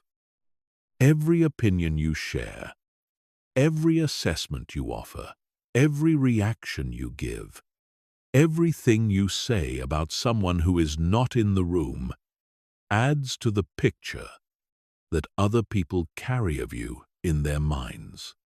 And the more information you create, the more complete that picture becomes. Which sounds like a good thing until you realize what a complete picture actually means. It means people know where your limits are. They know your biases. They know the positions you will always take and the ones you will never take. They know which topics make you anxious and which ones make you combative. They know the arguments that rattle you and the ones that bore you. They have, over time, absorbed a fairly detailed map of your inner landscape through the accumulated volume of everything you said. And that map, complete as it is, makes you predictable. And predictable is the opposite of powerful. The person who speaks rarely is the person who remains, to some extent, unknown. And the unknown quality, the sense that there is more inside this person than has been revealed, is the source of a particular kind of reputation that is nearly impossible to build any other way. When you are economical with your words, when you give people just enough to respect but not enough to fully predict, you create a gravitational quality that constant talkers never achieve. People wonder about you. They fill the silence you leave with assumptions, almost all of which will be more flattering than accurate, because the imagination consistently assigns more depth to a quiet person than a loud one. Not because quiet people are necessarily deeper, but because depth, by definition, is what you cannot see. And what you cannot see, you tend to assume is significant. Reputation is also profoundly shaped by what you say about other people. This is an area where most people bleed reputation without realizing it. The criticism offered too freely. The gossip shared too readily. The assessment of someone's character or capability given to anyone willing to listen, all of it damages the speaker's reputation far more than it damages the subject. Because people hear your commentary about others, and, with the same instinct that makes them calculate anything, they simultaneously calculate what you are probably saying about them when they are not in the room. The person who speaks critically about everyone to everyone quickly develops a reputation as someone who cannot be fully trusted, not because they are fundamentally untrustworthy in every sense, but because their demonstrated behavior tells the people around them that private things do not stay private with them. That assessments are offered freely without enough discretion. That the boundary between what should be said and what should be held is not maintained. The person who speaks rarely about others, who holds their assessments privately rather than broadcasting them, who resists the social pull to participate in the effortless bonding of shared criticism, builds a reputation for discretion that is extraordinarily rare and extraordinarily valuable. People begin to trust them with their real thoughts. They confide things they would never confide to the talkers in the room. They seek their counsel precisely because they know the counsel will not be immediately shared with everyone else. And that trust, built over time through the consistent discipline of not saying the things they could easily say, becomes one of the most powerful social currencies available. There is one more dimension of silence and reputation that deserves to be stated directly, because it is the one that most people, even those who understand the general principle, still manage to get wrong. And it is this: the things you say when you are angry, hurt, drunk, scared, or simply off guard, are the things that tend to define you in other people's minds, far more than anything you say when you are at your best. The carefully crafted presentation, the polished opinion delivered in the right moment, the articulate defense of a position when you have had time to prepare those things contribute to your reputation, but they rarely define it. What defines it, in most people's experience of you, is the moments when you lost control of your words, the things you said in frustration that you couldn't take back, the cruelty that slipped out under pressure, the petty comment that revealed something about how you actually see a person or a situation when you are no longer managing the impression you are making, the silence that protects you in those moments, the discipline of holding back when the emotion is high and the words are pressing hard against your restraint, is not just a tactical choice. It is the protection of the most valuable thing you have. Every person carries with them a small collection of memories of other people saying things they wish they hadn't said. Those memories are sticky in a way that positive interactions rarely match. One moment of verbal cruelty or petty exposure can undo months of careful reputation building. One unguarded comment, spoken from the least considered part of you, can define you to the person who heard it for years. The silence that prevents that from happening is worth more, in terms of what it protects, than almost anything you could gain by speaking.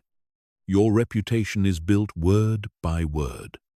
Not just the words you say directly about yourself, but every single thing you choose to say or not say across every interaction you have. The restraint you exercise when you could criticize but don't.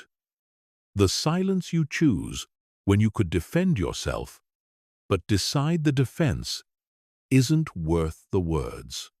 The discipline with which you hold opinions until you are genuinely certain of them rather than sharing half-formed thoughts in real time. All of it accumulates. All of it contributes to the character that other people experience you as having. And over years, over decades, the person who consistently chose silence over noise, restraint over reaction, precision over volume, becomes the person others describe with the rarest possible words. Someone whose judgment you can trust. Someone whose words, when they come, mean something. Chapter 12. Silence in Relationships. The deepest relationships in your life were not built in the moments when you said exactly the right thing. They were built in the silences, in the moments when you didn't need to say anything at all. When you sat with someone in their difficulty without trying to fix it. When you were comfortable enough with another person that the absence of words between you felt like closeness rather than distance. When you listened so completely that they said things to you they had never said to anyone else. Not because you asked the perfect questions, but because your silence was safe enough to receive what they were carrying. Most people approach relationships as communication problems.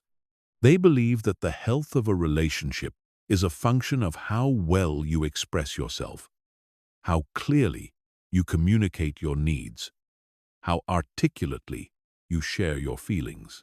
And while those things do matter, the framework is incomplete.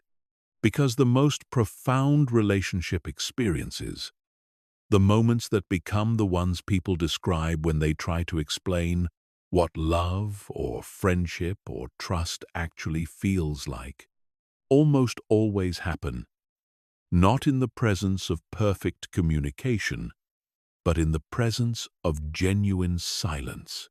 The silence of being deeply heard, the silence of being held, not literally, but through the quality of another person's unhurried, undivided, completely present attention. Think about the difference between being with someone who is waiting for you to finish speaking and being with someone who is actually receiving what you're saying. You can feel the difference physically. It registers somewhere beneath language. When someone is waiting for you to finish, there is a subtle pressure in the space between you, a sense that your words are moving toward a deadline, that you need to arrive at the point quickly because there is already a response building behind the other person's eyes. You edit yourself. You compress. You leave out the parts that feel too slow or too complicated to explain to someone who is only half listening. And the version of yourself that gets shared is thinner and more defended than what you actually carry inside. But when someone is genuinely silent on the inside, not just quiet with their mouth, but actually still in their mind, actually receiving what you're saying rather than processing it in parallel with their own thoughts, something completely different happens. You slow down. You stop editing. You follow your own thoughts to their real end rather than the efficient summary you usually give. You say the thing underneath the thing. You reach toward the more honest and vulnerable version of what you are trying to express. And what gets shared in that space is something close to the actual truth of you. Because genuine silence, the kind that comes from someone who is fully present with you, is the only environment in which the actual truth of a person tends to emerge. This is why the most important relationships in most people's lives are with the people who listen the most. Not the most eloquent people, not the most entertaining people, not the people who always have the perfect thing to say in response to a difficult moment. The people who are quietly, completely there. The friend who doesn't immediately offer solutions when you share something painful. The partner who sits with you in uncertainty rather than rushing to resolve it with cheerfulness. The parent who doesn't fill every gap in a difficult conversation with reassurance that might be technically true but lands emotionally as dismissal. These people are rare, and the people who have them in their lives know, often without being able to fully articulate it, how irreplaceable they are. There is a shadow side to this that is equally important to understand.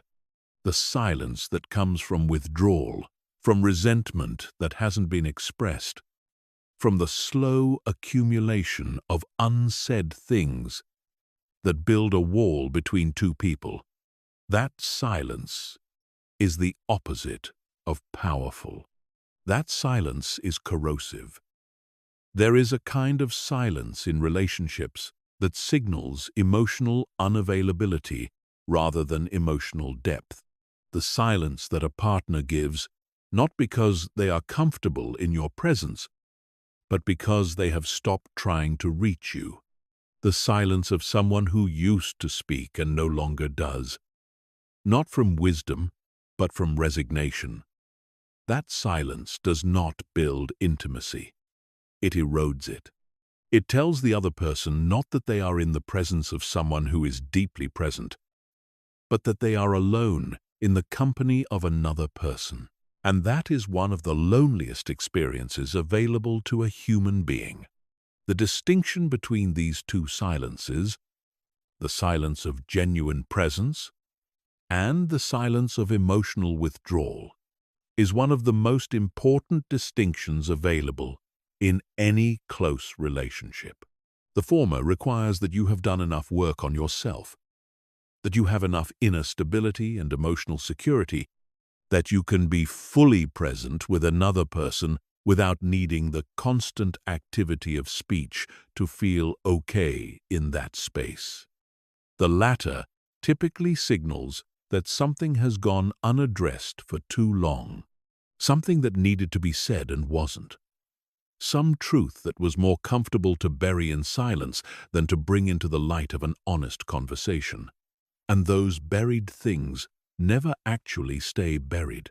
They simply become the architecture of the distance.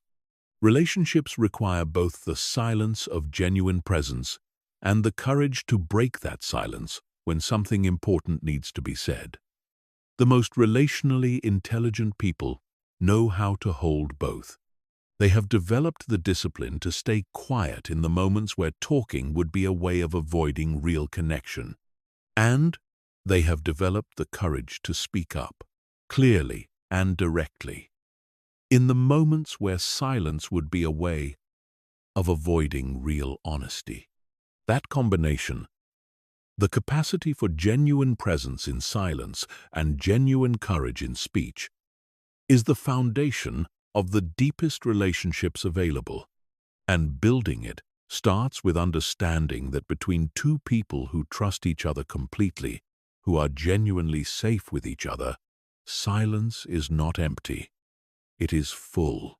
It is the fullest thing two people can share. Chapter 13. The silence of self. Knowledge. Everything that has been described in this discussion, every form of silence that creates power, that builds reputation, that deepens relationships, that wins negotiations, that commands respect without demanding it, every single one of those silences has the same source. They all come from the same place. And that place is not a technique. It is not a strategy you can adopt without doing the deeper work. It is a relationship with yourself. Specifically, it is the relationship with yourself that develops when you have spent enough time in your own silence to actually know who you are. Most people never do this. Most people go through their entire lives at remarkable speed, filling every available moment with activity, input, noise, social engagement, content consumption, distraction upon distraction, never pausing long enough to actually sit with themselves and ask the most fundamental questions available to a human being. What do I actually think about this? Separate from what I have been told to think. What do I genuinely value? Underneath the values I have inherited from my family, my culture, my social group. What are my real ambitions? As opposed to the ambitions I am performing for the people who are watching. Who am I when no one is watching? These questions are deeply uncomfortable to sit with. They are uncomfortable because they don't have quick answers. They require silence. Real silence. Not the silence of a momentary pause in the noise, but the silence of genuinely going inward without an agenda, without the expectation of arriving at a neat conclusion, without the performance of self-reflection that looks productive from the outside. They require the willingness to be with yourself, with all of the uncertainty and the things you don't yet know about yourself and the things you don't yet like about yourself, and to stay there long enough that something real begins to emerge. The people who have done this, who have built a genuine relationship with their own interior through the practice of genuine self-reflection, of sitting in silence with themselves, rather than always running from themselves into noise, are recognizable. They have a quality that is hard to name, but impossible to miss. They seem settled, not static. They are often deeply engaged with the world, deeply active, deeply interested in growth and change. But there is a settledness in them that comes from knowing where they stand, from having a center of gravity that is genuinely their own, rather than one borrowed from the people around them, from having made enough contact with their own actual values and thoughts and feelings that they do not need to constantly check with the outside world to know whether what they believe is acceptable. That settledness is the foundation of every form of powerful silence. Because you cannot be comfortable in external silence if you are not comfortable in internal silence. The person who rushes to fill conversational pauses is almost always running from their own inner quiet as much as they are running from the outer quiet. The person who over-explains and over-justifies is almost always someone who is not yet completely certain of their own position, who is using the external validation of the listener to supplement the internal validation they have not yet fully developed. The person who cannot sit with a pause in a negotiation is the person whose discomfort with their own inner world makes the outer silence unbearable. This is why developing the kind of silence that creates real power is not ultimately about learning conversational technique. It is about developing a rich, examined, honest relationship with your own mind. It is about knowing yourself clearly enough that the absence of external input does not feel threatening. It is about having built enough of an inner world, enough genuine conviction about what you believe and value and want, that you do not need the conversation to continue in order to feel grounded. You can step out of the noise of the room and into yourself and find something there, something real, something yours, something that doesn't require external confirmation to remain standing. Self-knowledge also changes the quality of what you say when you do speak. The words of someone who has done the work of genuine self-examination carry a different quality than the words of someone who is still figuring out what they think in real time, out loud, in the presence of other people. There is a groundedness to them, a precision. They tend not to qualify everything they say to the point of ambiguity. They tend not to shift their position the moment they sense even mild resistance from the people around them. They tend not to say things they don't mean because the words come from an actual inner landscape rather than from the performance of an inner landscape. And people feel this. They feel the difference between someone who is speaking from something real and someone who is speaking from something constructed for the occasion. They may not be able to identify what is different, but they feel it, and it determines whether they trust what they are hearing. There is also a protective quality to self-knowledge that most people never think about in these terms, but that becomes increasingly visible over time.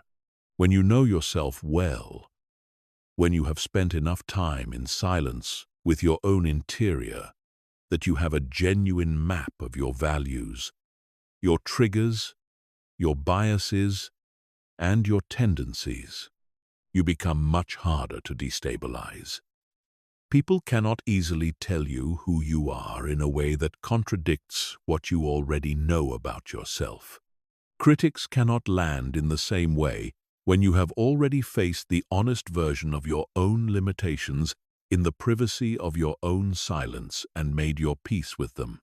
Provocations that are designed to knock you off your center cannot find purchase in the same way when you have a center that is genuinely yours rather than borrowed from the expectations of others.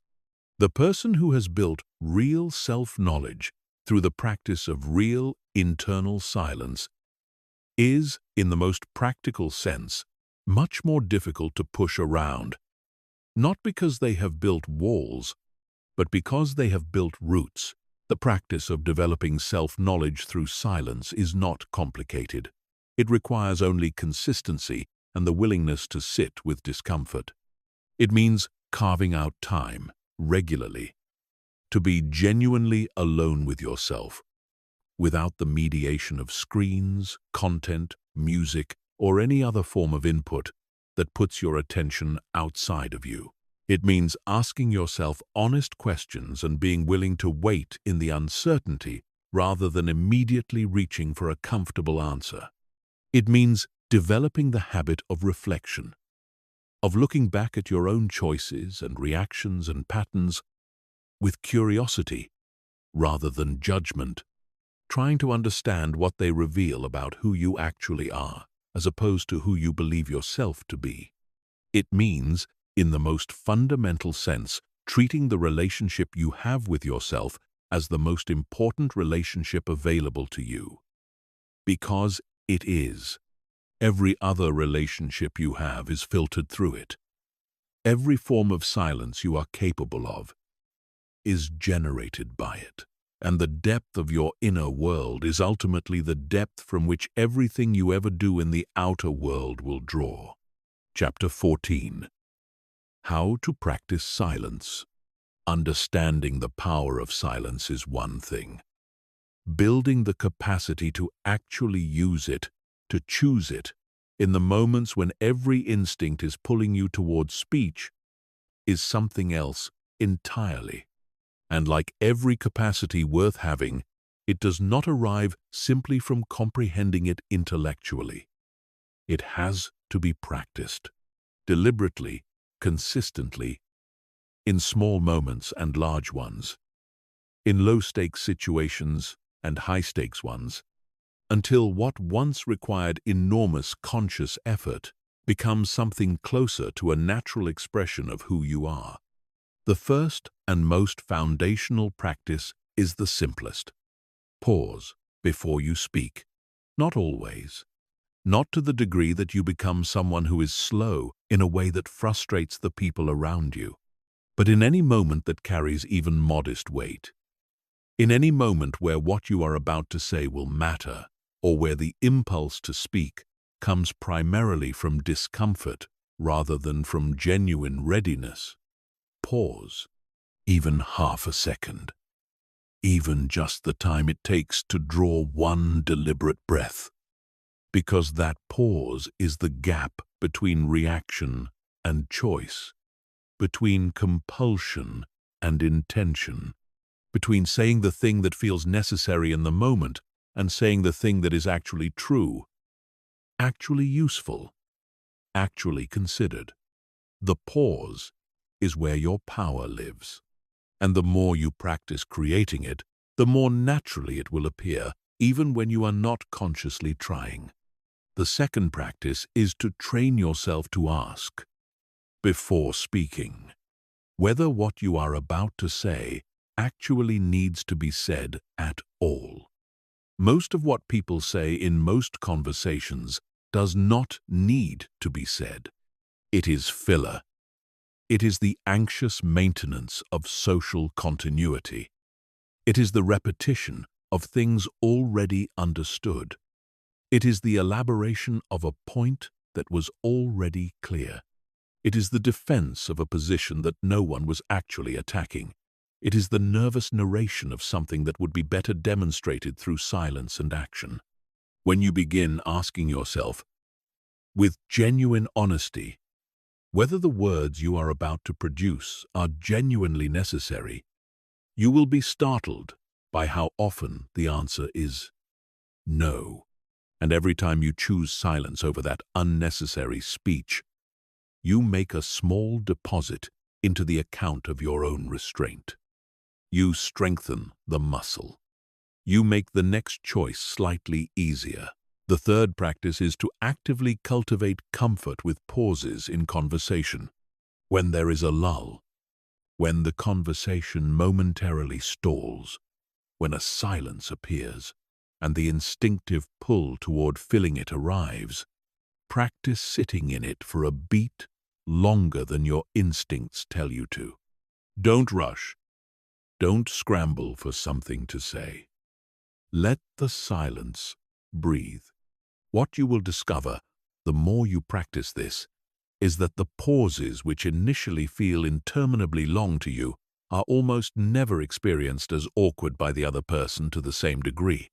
The discomfort is largely internal. It is largely about your relationship with silence rather than about the silence itself.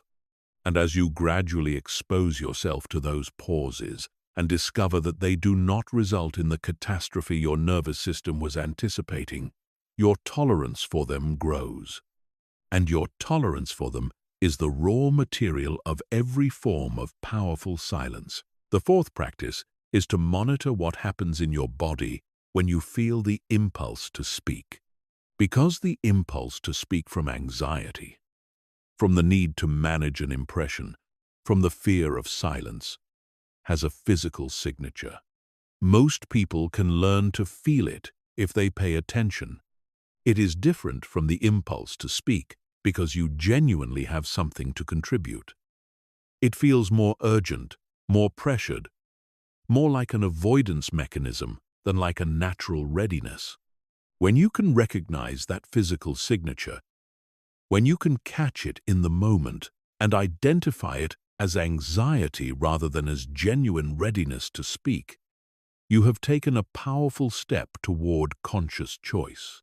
Because you can then ask yourself whether you want to respond to the anxiety by feeding it with compulsive speech, or by sitting inside it for a moment and letting it pass.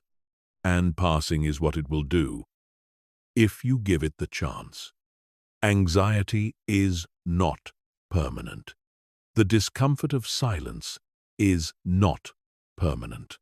And every time you wait it out, every time you let the wave of anxious speech impulse move through you without acting on it, you prove to yourself that you are stronger than the discomfort. And that proof accumulates. The fifth practice is perhaps the most important and certainly the most transformative. Practice listening without planning your response. In your very next conversation, try something. Try to give the other person your complete attention without, at any point while they are speaking, thinking about what you will say when they finish. This will feel difficult, perhaps impossible at first. The impulse to compose is so automatic and so deeply habitual that most people don't even realize they are doing it. But when you genuinely attempt to quiet the composing mind and simply receive what the other person is offering, something remarkable happens to the quality of your presence. The other person feels it. Your attention becomes palpable in a way that most people rarely experience from others. And when you do eventually respond, your response will be generated from what they actually said rather than from what you were preparing to say in parallel. It will land as understanding rather than as the next volley in a tennis match. And you will have practiced, in that conversation, the deepest and most demanding form of silence available, the silence of genuine presence. The sixth practice is to protect certain spaces in your day from noise. Not all of them, not in a way that is performative or extreme or disconnected from the real life you live, but some spaces. The first minutes of the morning, before the phone is checked and the input begins. The few minutes before sleep, when the mind can settle rather than being stimulated until the last possible second. A walk without headphones, a meal without a screen. These quiet spaces are not wasted time. They are the practice ground for your inner silence. They are the moments in which you maintain contact with your own interior, with your own thoughts and feelings and assessments, rather than constantly outsourcing your attention to external content.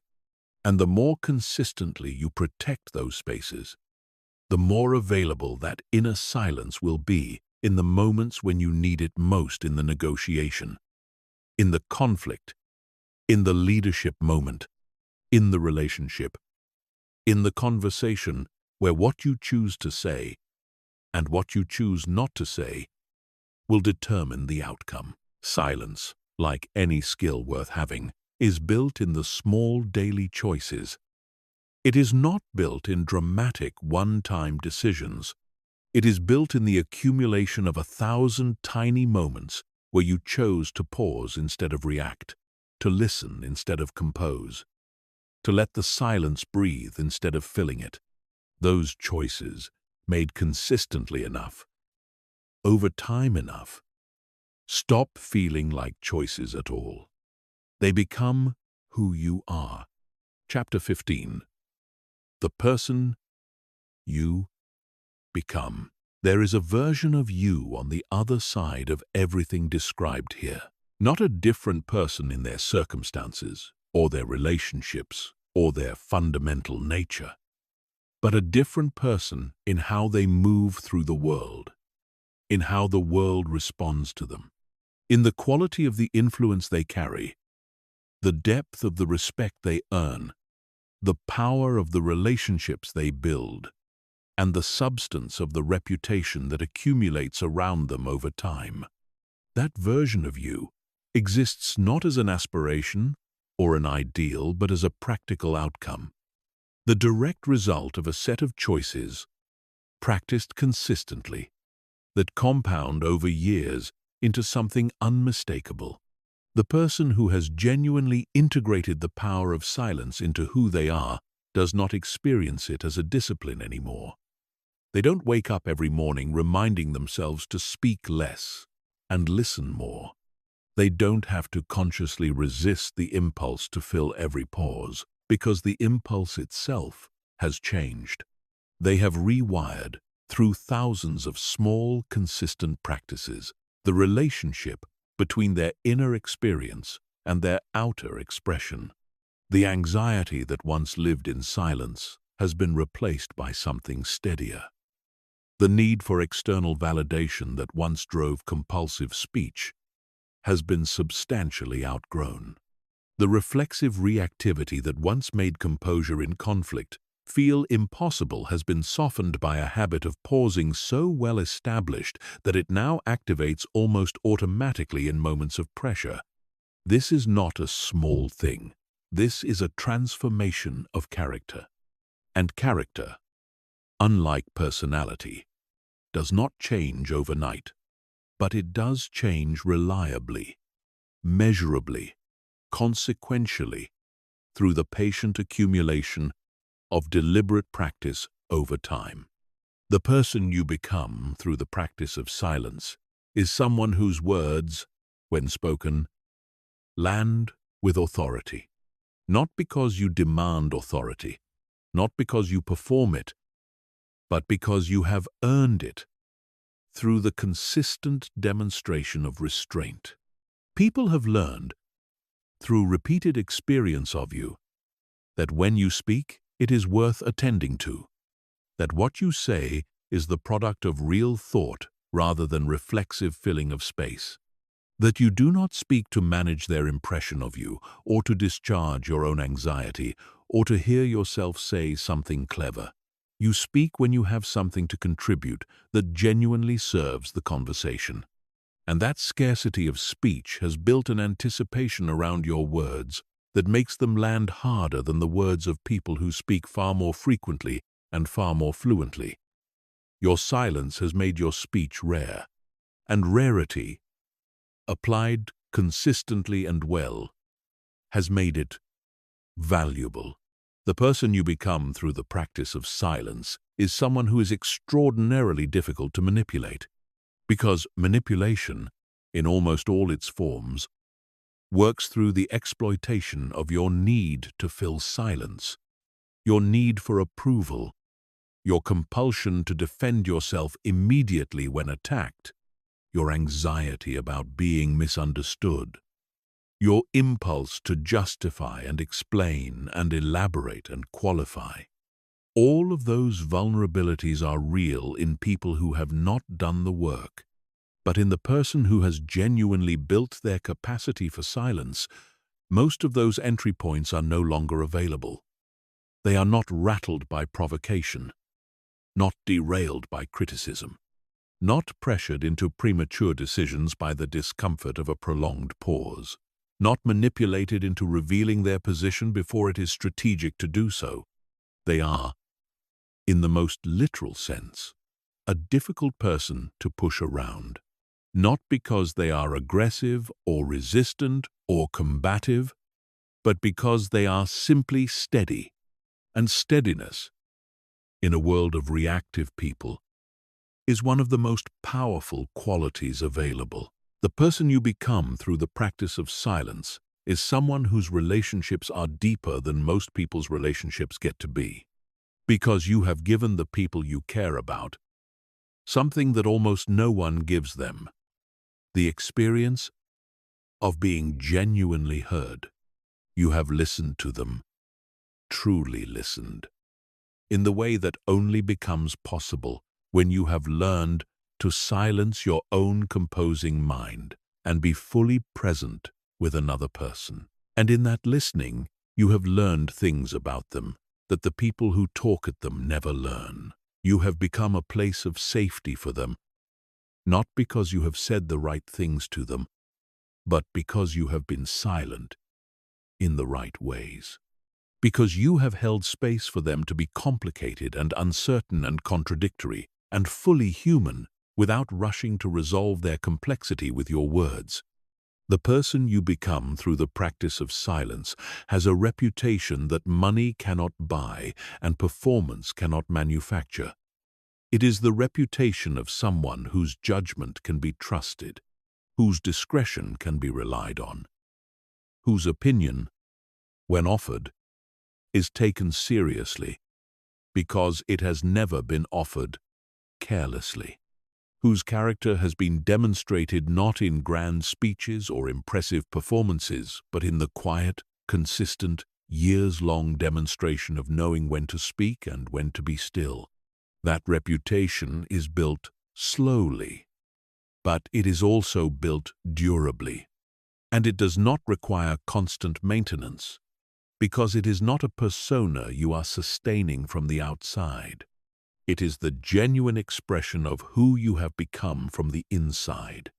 There is something else that happens, perhaps the most unexpected and most profound of all the transformations that silence produces, and it is this: you become a person at peace with yourself. Not a person without doubts or difficulties or struggles. Not a person who has resolved every question about who they are and what they want. But a person who has, through the practice of sitting with themselves in silence, built enough of a genuine relationship with their own interior that they are no longer constantly running from it. They no longer need the noise of the world to drown out the discomfort of their own company. They can be alone with themselves, without immediately reaching for a screen or a conversation or any other external input to fill the space. And in that capacity to be peacefully alone, to be quietly present with themselves, they have found something that every person is looking for, even when they are too distracted to know they are looking: a sense of sufficiency, a sense that who they are is enough, not perfect, not finished, but enough, complete in the way that a living thing is complete, not static and fixed, but ongoing and whole. That is what silence ultimately gives you. Not just power in the eyes of other people, though it does give you that. Not just influence and reputation and deeper relationships and better negotiations, though it gives you all of those things too. It gives you yourself. The version of yourself that exists when you are not performing for the room, not managing impressions, not filling the air with the noise of your own anxiety or insecurity or need. The self that is present when you stop running from the quiet long enough to actually meet it. And when you have met that self, when you have sat with it long enough to know it and trust it and stop apologizing for the places where it doesn't conform to what the room expects. Something changes that you cannot easily undo. You stop needing the noise. You stop needing the constant external confirmation that you are okay, that you are enough, that you are valued and visible and relevant, because you already know. And the silence in which you discovered that is the most powerful silence there is. That is the full arc. It begins with the discomfort of a pause in a conversation and ends with the transformation of who you fundamentally are. It begins with the small discipline of waiting a beat before you speak and ends with a relationship to yourself so solid that the noise of the world no longer has the same power to destabilize you. It begins with the simple, uncomfortable practice of choosing silence over the compulsion to fill space, and ends with the kind of presence that people feel when they are in the same room as someone who has genuinely done the work of becoming more than the sum of their reactions. None of this is given to you. None of it arrives through comprehension alone. Understanding these ideas is the beginning, not the destination. The destination is the version of yourself that has internalized these ideas so completely that silence no longer feels like a strategy you are applying. It feels like who you are. And when that happens, when the restraint and the composure and the deep listening and the patience and the inner groundedness are no longer things you are consciously practicing, but simply the way you move through the world, you will look back at the person who used to feel compelled to fill every silence, and you will not recognize them. Not because they were bad or wrong, but because you will be so far beyond the place where that compulsion lived that it will feel like another person's story entirely. The question is not whether silence is powerful. You know it is. The question is whether you are willing to do the work that transforms that knowledge into who you actually are. Whether you are willing to sit with the discomfort long enough for it to become comfort. Whether you are willing to choose again and again and again, in small moments and large ones, the harder and slower and more considered path of restraint over the easier and faster and more immediately relieving path of noise. The world will not make this easy for you. It will pull constantly in the other direction. It will reward noise and performance and constant visibility in ways that will tempt you every single day. But the rewards it offers to the person who has mastered silence, the depth, the authority, the trust, the peace, the relationships, the reputation, the unshakable quality of a person who knows who they are and needs nothing from the room to stay that way, those rewards are of a completely different order.